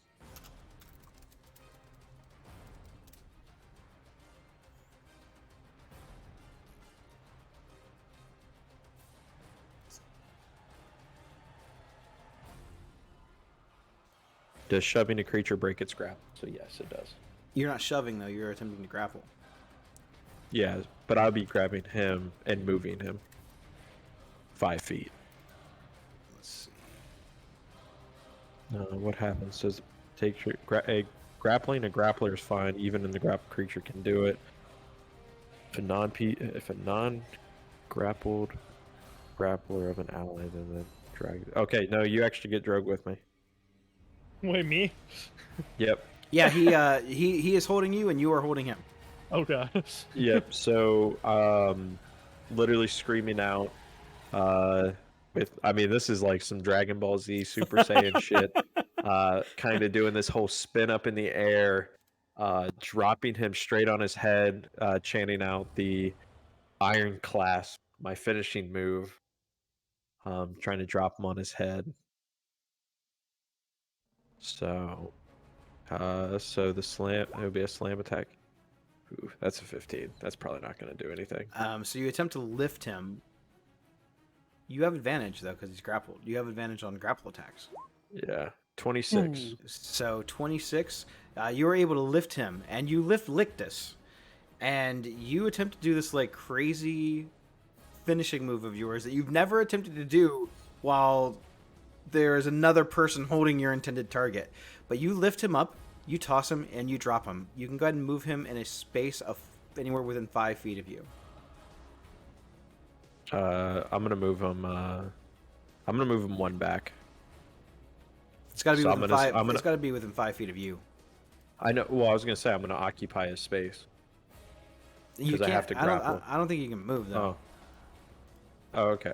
Okay, that's fine. I guess I'll move him right here. You got it. Lictus, you get to come with him. Aren't you fun? Yay! Go ahead and roll for damage on that attack. All right. A nice juicy 1, 6. Solid. Okay. He is That prone. is my turn. Yeah. Correct? Are you prone? Yep, we all three of us are prone. Both prone. Got it. Hey guys, how's it going? Everyone is prone. Ha. Legendary action. He turns into a swirl of mist, stands up, and moves this way. Oh, he only gets half his movement. Sorry. He moves here. Done. And his movement was reduced by 10 feet because of my shit. Well, he's moving Wow. there then. How about that? Good. Good. Perfect. All right. Yeah, he's not allowed to move anymore. Wayne is up.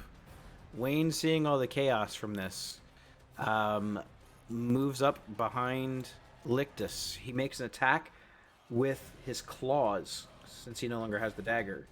That is going to be a 12. I have a 12. That hits, right? Yeah. Sure. As long as he reaches your armor class. Okay, it then is. yeah, it hits. So you're going to take... Just barely. You're going to take 4 slashing damage. Howie.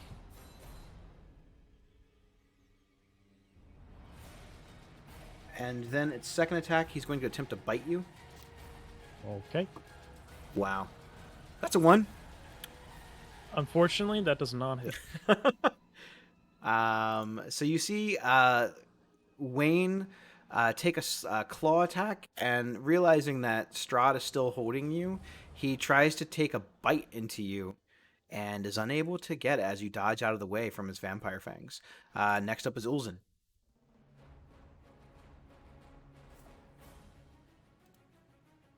Okay. At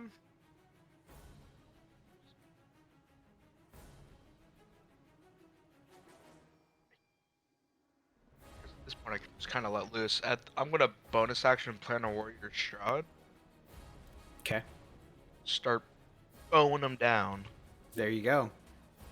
Does a 16 hit? It does. All right. Snake.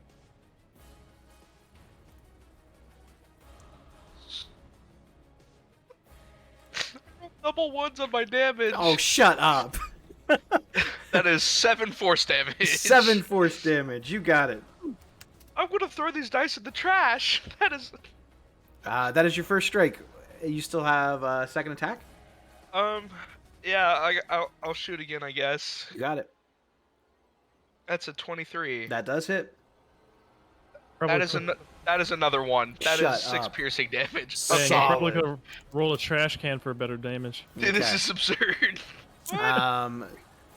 Ulzin seems to be shaken up a little bit from Strahd standing that close to him just moments That's ago. me.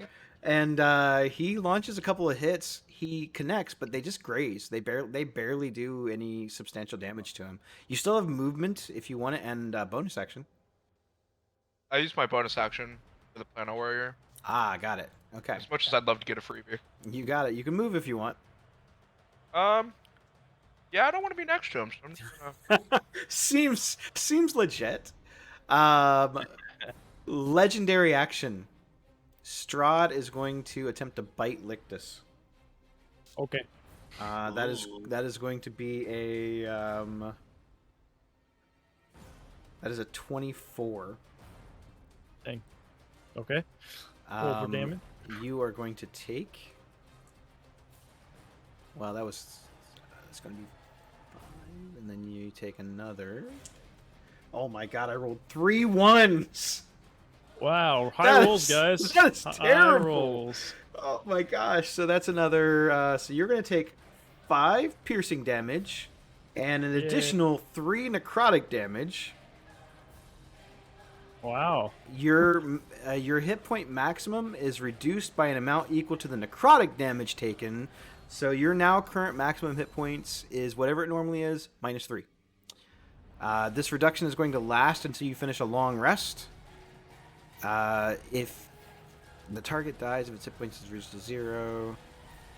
Got it. Okay, cool. So that effect will last until you take a long rest. Nice. And Strahd is so Strahd bites into your shoulder, and you feel him start to draw blood from the wound. He is going to heal a little bit, not that much, but a little bit. He wipes the blood off of your from your wound from his chin, and he smiles at you and says, "You don't taste as good as I would have thought." Gizny's up. Gizny is going to launch another Toll the Dead at. Let's go with. Yeah, we're gonna go with Lictus. So I need a wisdom saving throw. Yep. Come on, +5, do me good. Oh, it's 11. That is a fail. You hear the Yes, I bell. paid him. You hear the bells toll, and the loud churning is trying to send you to the grave. You take 21 necrotic damage. Not taking me yet, but it's getting me real close. That is it for Gizny's turn. The undead-looking bear. Does he have to take the 1 damage? Oh yeah, at the end I get to do a dex save. That's probably a fail. A 10. 10 is a fail, so that's another 4d6. That is 9 fire damage. You got it. The bear moves towards Ulzen. I don't think we've done any damage to the bear. Yeah, you have. He's taking damage. We don't want to kill them mostly. Just He took damage from the lightning. Oh, that's right. That's right. He's going to take a swipe attack with claws at Ulzen. Yeah, 11 probably is not going to hit. 21 with a second claw attack. It's going to be 7 necrotic damage. And then he's going to take a bite attack at you. God, man, some awesome rolls. I'm switching to my other d20. A 7, I'm going to assume, does not hit. Nope. So, the undead bear comes up and swipes and bites, but he only catches with 1 set of claws, and you feel necrotic. You feel the wound become necrotic. Next up is Gus. Okay.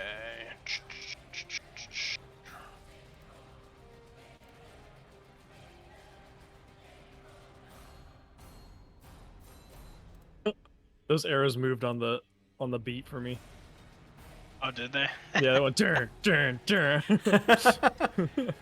Hell yeah. Glad I could do that for you.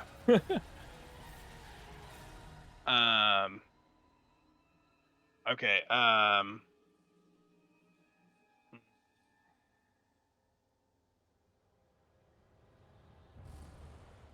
right, shit. Gus is gonna start snapping his fingers again, and ends up snapping both fingers, and will cast Immolation again. Twinning the spells to cast it on Mercois and Strahd. You got it. Dex save. Dex save for both. Mercois gets a 4. I'm gonna have to check, but I think that's a fail. Strahd rolls a 20. I have to check, but I think that's a success. save. And Okay. that will be the end of my sorcery points. I used a second level spell slot as a bonus action to give me the additional sorcery points for that. Ooh, you did. Go ahead and roll on your table. Like roll a d100 or roll a d20. Yeah, haven't you used Tides of Chaos? Oh yeah, I did. I sure did. That is a 89. 89. Ooh, let's see what he gets. I'm excited. I'm scared. Summon a magical healer, please. No. You fade out of existence. You become completely invisible for the next minute. During that time, other creatures cannot hear you. The spell will end if you attack or cast a spell. I love that for myself. Go Well, ahead and imagine roll if- now. Now go ahead and roll to see if you get a second charge. Oh, 19. All right. Balls. That's where all my good rolls go, to my Tides of Chaos. Hey, And then it's been good.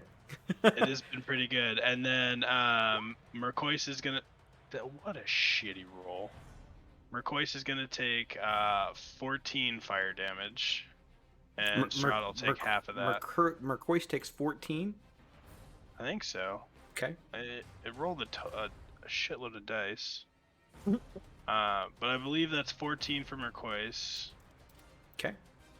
Man, 1, 2, 2, 3, 1, 1, 1. So then Strahd takes half as much? Yeah, he'll take 7 fire damage. What's that 19? Oh, that's probably for the saving. Never mind. All right. Rounds. Yeah. Yeah, so Uh, Mercois, and then Gizny doesn't have to make the save anymore because it's a new concentration spell. Okay. So the On immolation's Mercois. gone on him? Yep, it's gone on him and it'll move to Mercois. You got it. And then 19 if he ends up failing that save next turn. Okay.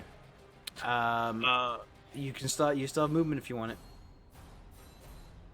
Yeah, I think I'm gonna move.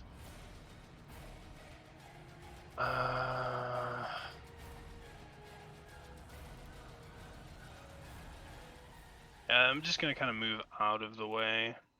So 5, 10, 15, 20. So I'll just move over here, You got it. and that will end my turn.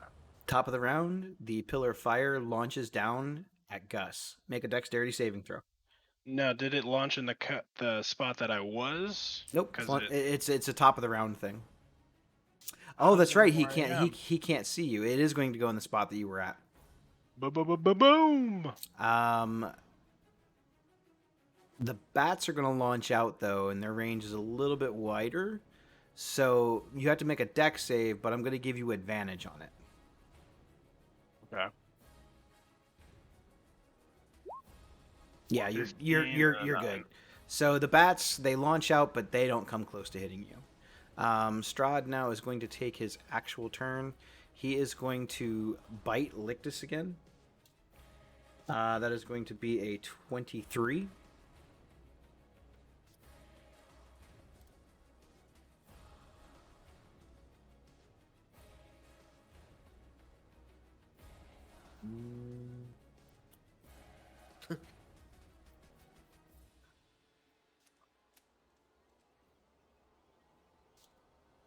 So it's going to be 6 piercing damage and 10 necrotic damage.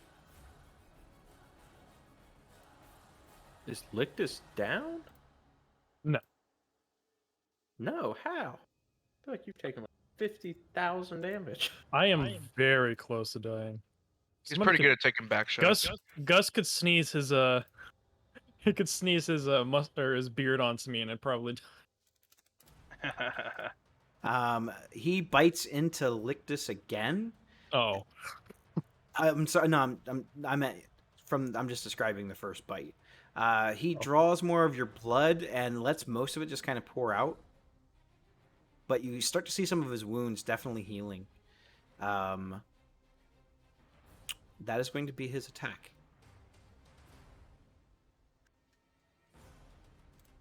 Lictus, you're up. Boy. I'm gonna drop the Shadow Blade. And immediately cast False Life at the 3rd level. Okay.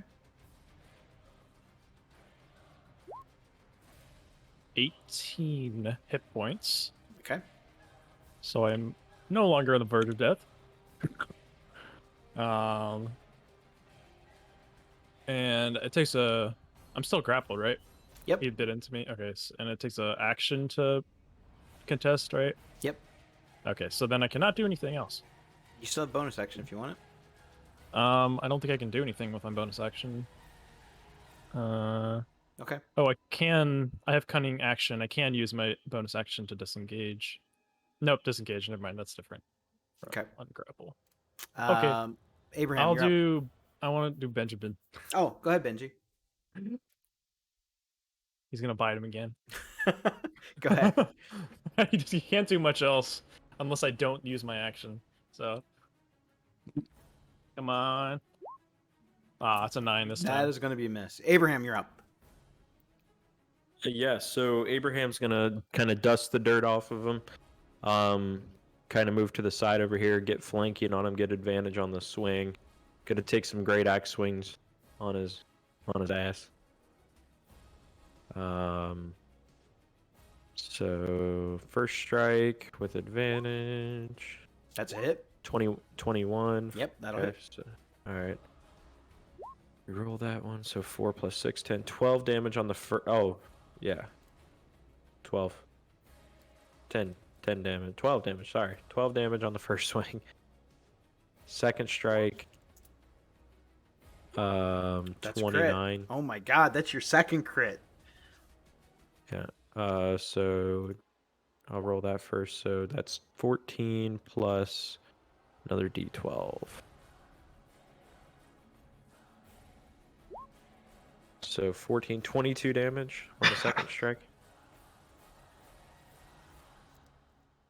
Abraham swings around, makes two giant cleaves with his axe, and he connects with both of them. Blood pours out of Strahd's shoulder where he hits him. Strahd is, I mean, you would think that with the amount of hits that he's taken, he would be looking much weaker than he is, but he's not. Action surge. Yep. Take 2 more strikes. Oh my gosh, he's going for the W, folks. Hell yeah, get him, son. Oh my god, he crit again. So that's 16 plus 18 on the first strike. Sorry, 18 on that 18 strike. on the first strike. Second strike, 27 to hit. I'm still doing math, so 18 on the first strike. Mhm. That should be there. Okay, and then how much on the second strike? It was a 27 hit. 27 definitely hits, yeah. 11 more damage. 11 more damage. All magical. He laughs at the first one, but the second round of attacks really seemed to take a toll on him. He's looking a little weaker than he was. Anything else from you? Okay.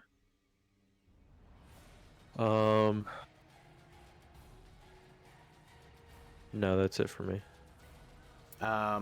Legendary action. He's going to take a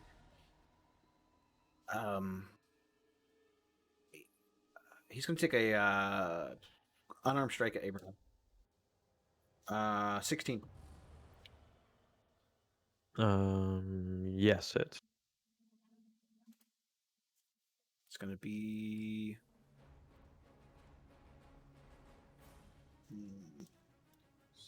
so 7 slashing damage and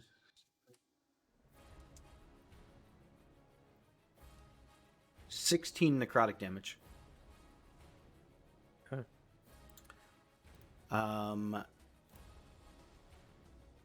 Wayne is up. Wayne is going to move. He's going to take his bonus action to cunning action down here to get in range of Gus. He is going to make an attack with the Shadow Blade. If he could roll above a 4, that'd be great. 10. And we'll miss. All right. He uses bonus action and attack. Wayne is done. Gisney, you're up. I'm sorry, Ulzen, you're up.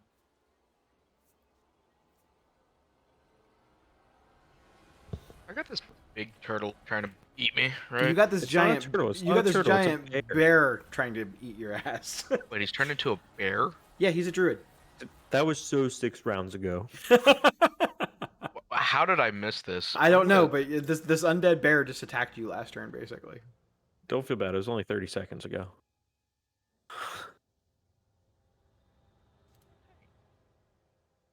Um, I'm gonna bonus action Zephyr Strike. Okay. So I'm gonna. It gives me. I don't provoke opportunity attacks, so I'm gonna walk away. You're the most difficult dude in the world to like get a hold of or stop. I love it. That's That great. is exactly. It's exactly what So I built good. for, and and I love it. You're doing a great job. Um, I'm gonna use it to give myself advantage on one attack roll, Okay. and if it hits, I get an extra D8 of force damage. Nice. And who are we attacking? I think I'm gonna keep blasting at Rod over there. You got it. So it didn't hit. It's a nat 2. That's a 13. That's sad.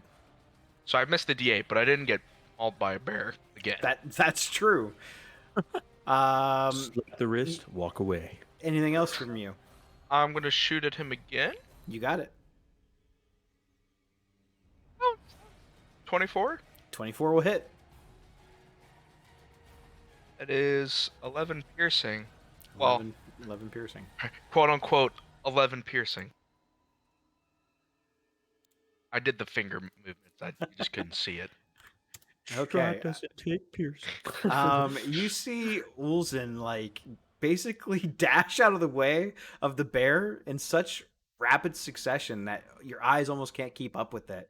He does this little roll, pops up, takes 2 pop shots at Strahd. One connects, one does not.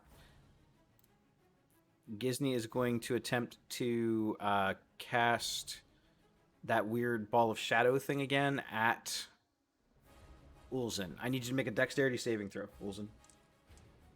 I'm going through it right now. Oh, I think I've barely hit you this fight. You're still probably fine. oh, I'm chilling. Dex, that is a 22. Solid. You The plus 9's dodge. decent. You dodge completely out of the way of this ball of shadow flame. And that's going to be Gisney's turn. Mercois looking confused in bear form's like, where'd he go? He does make eye contact with you. He sees you up here. He's going to take a claw attack. That is a 23. Barely misses. Yep. Let's see, 23. You will take 4 necrotic damage off of that. Second claw attack is a 16. That barely hits. Yes! You take an additional 6 necrotic damage off the claw attack. Then the bite, that's crit. I'd like to think of it as a spicy kiss instead of a bite, you know? Mwah. You take 14 necrotic damage from the bite. I'm gonna kill this bear. That is his turn. Gus, you're up, buddy. So on the end of Mercois' turn, he has to make that dexterity saving throw again. Yes, he does. The dexterity saving throw, he gets a 13. All right, he takes 19 fire damage. Oh, that's terrible. 19. Very Hell cool. yeah. What up? Very good. Yeah, some of the fur and flesh is starting to melt off of Mercois. He's looking kind of weak, guys. Gus, you're up. Okay, so seeing Lickless not doing so well, Gus is going to he's gonna pull a caterpillar out of his component pouch from one armpit, and then he's gonna lift his other armpit up and pull a chunk of hair out. He's gonna mash them together and slap his hands together, and he's gonna cast Polymorph on Lictus to turn him into a giant ape. Okay. I am a giant ape now. Um, Is he considered like a willing creature? I would assume. I would hope so, Okay. especially because I messaged him on Yes. Discord and he said Yes, yes. I am a willing creature. Got it. So I don't think there's any kind of save or anything like that. No. No, it just happens if it's a willing creature. So I can link the giant ape stats into Is it just called a giant ape? Yeah, giant ape. I have the stats up on here, so Okay, giant Yeah, ape. I I'll be sent able it to to take him. attraction to it. Okay, How you do got it. I don't know if I can cast I got it. this to the thing. Yeah, so I do that as my main action. And also I forgot to say when I was making coffee when Wayne came up to me, but I am still invisible at that turn that he would have come up to me. Oh, that's fair. Yeah. He comes in this general direction looking for you, but obviously he wouldn't be able to see you. So you should be Okay. able to get those hits back. I apologize. Okay, how much damage was it again? Do you remember? I want to say I don't remember. All right, I'll take like 5 hit points back. I think it was like maybe 6 or 7. Maybe that sounds about right. All right, yeah, I'll just take that back, and then I'll say before I cast a spell, I'll kind of move out of his reach. You got it. Yeah, I mean, why and not? then cast the spell, and then go turn. After I cast a spell, I turn back visible, I believe. You got it. And then I'll use my bonus action to use where is it? Turn invisibility, my furbog feet. So All right. hidden step. So I'll turn back invisible. You got it.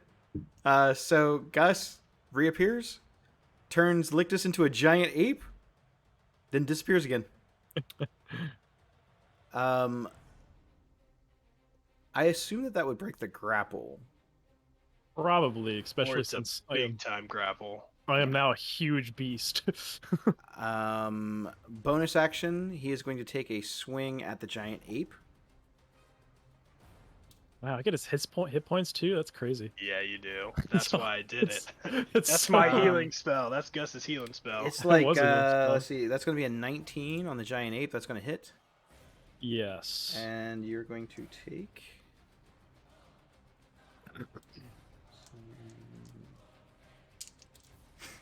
Hit points. 15 necrotic damage. All right. I'm sorry, it was 7 slashing and then 8 necrotic damage. So 15 total. Yep. Okay, because he has no resistances, so it doesn't matter. Top of the round, the Pillar of Flame, now with the new threat on the table, launches down at Giant Ape Lictus. Make a dexterity saving throw. That is with ape, right? Yep. Yes. That's the exact same, so here we go. A 10. That is a fail. You are going to take 7 fire damage as this thing basically circles around you and the fire spins around you for a few moments. Then you're going to get you get no save against the bats because you are in the middle of the pillar. Yeah. You're going to take an additional 5 damage as a couple of bats launch out and bite into you. 5 rabies damage. Got it. It's necrotic. Let's see. Strahd is going Oh, that's to. true.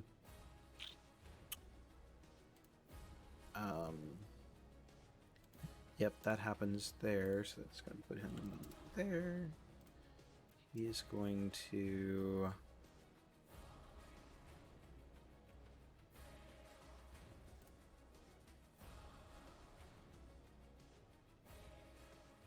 He is going to move 1, 2, 3, 4. Let's see, 5, 10, 15, 20, 25, 30. He's going to move down here. You do get attacks of opportunity Okay, I'm gonna take it. if you want to use your reactions for that. Yes, I do. Yep. +9 to hit. That's pretty good. 17. 17 hits, and the 27 hits. You know what? Just for the fun of it, Benjamin's gonna take one too. 16 damage. 20. Okay. So an extra 1 from Benjamin. 1 from Benji. And then 14 from Abraham. It's 16. And then let's 16. roll this. Ignore the. Oh, I didn't know it. Put that in there too. 25. Oh my god. How'd you just do 25 with your fist? I don't know. Wait, hold on. Well, I am a giant ape, but let's see. He did. Oh, wait, no, It's you 3D. are.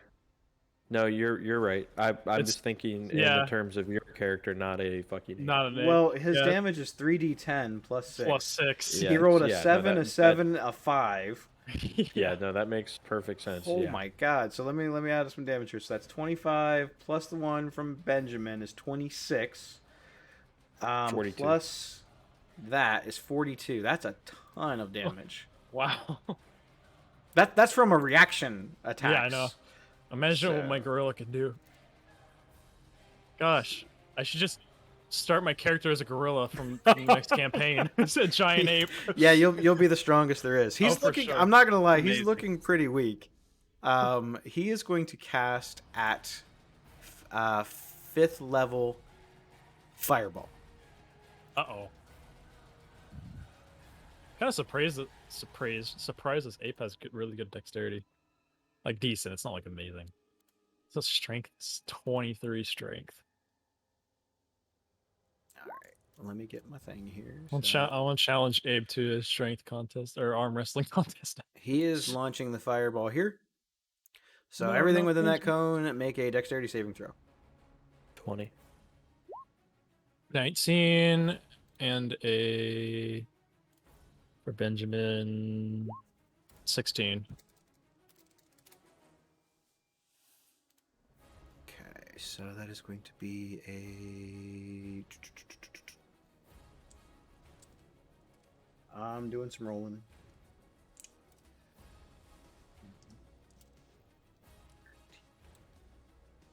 This is gonna hurt. Probably gonna be like 40 at least. 19. Probably. Can I just summon a giant ape as my familiar next campaign? 29. 2.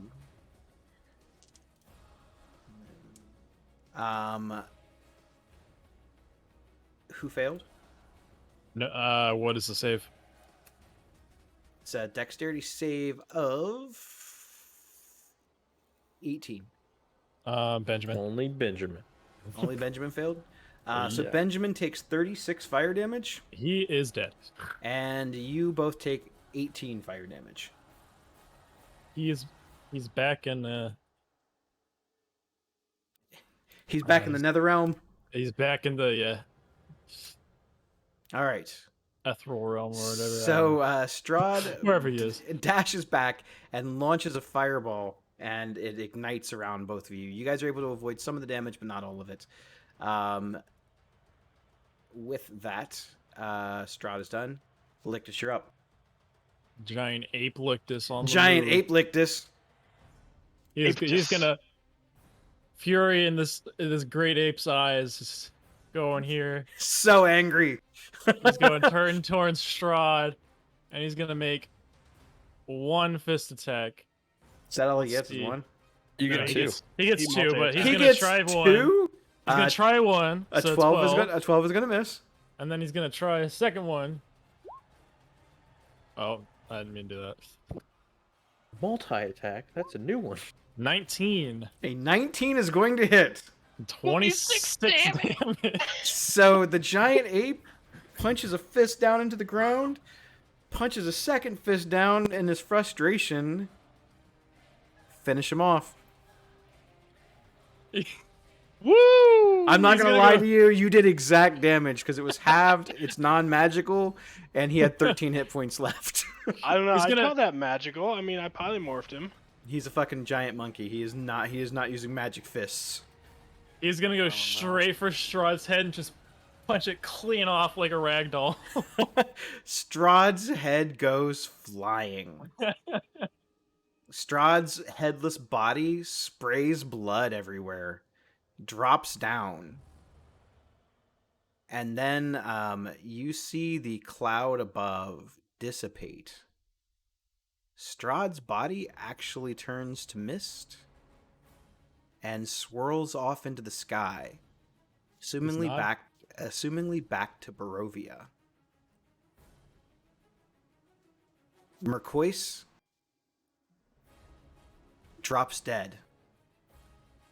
Gisney drops dead. Wayne drops dead. With their master and the shadow realms of Barovia no longer here to contain their souls in this world, the shells here dissipate and decay. As the bodies fall, you see shadows of your former friends drift off back into the mist with Strahd and flow, assumingly, to Barovia to remain forever. And with that, we are going to end tonight, folks. Fuck yeah, what a session. God damn. I am totally animating dead on their bodies. Yeah, Strahd was the center point. The magic there was basically holding him in this realm, and he was basically keeping him and his new vampire spawns here with him. But he wasn't able to maintain the control of his body, obviously, and the magic. So beating him, he goes back home, and so do your friends. So with that, guys, Strahd is down again. We're going to end tonight. I hope everyone enjoyed the session, the amazing fight tonight. Sort of a better, I think, I wouldn't say better, but definitely an epic conclusion to what happened with them in Barovia. They get a little vengeance this time, but so did Strahd. I hope everyone enjoyed it. We will be back next week to continue with our very clearly very modified version of Dragon Heist. I bet most people don't have Strahd in their Dragon Heist. Thanks again. We appreciate all the views, all the support. Keep sending the likes, the follows, the subscribes on whatever we're on. Check us out on our social medias. Drop us a follow, drop us a like. Tell us that we're awesome. Tell us we suck. Whatever. We'll take any sort of criticism. And with that, we'll see you next week, guys. Have a good night.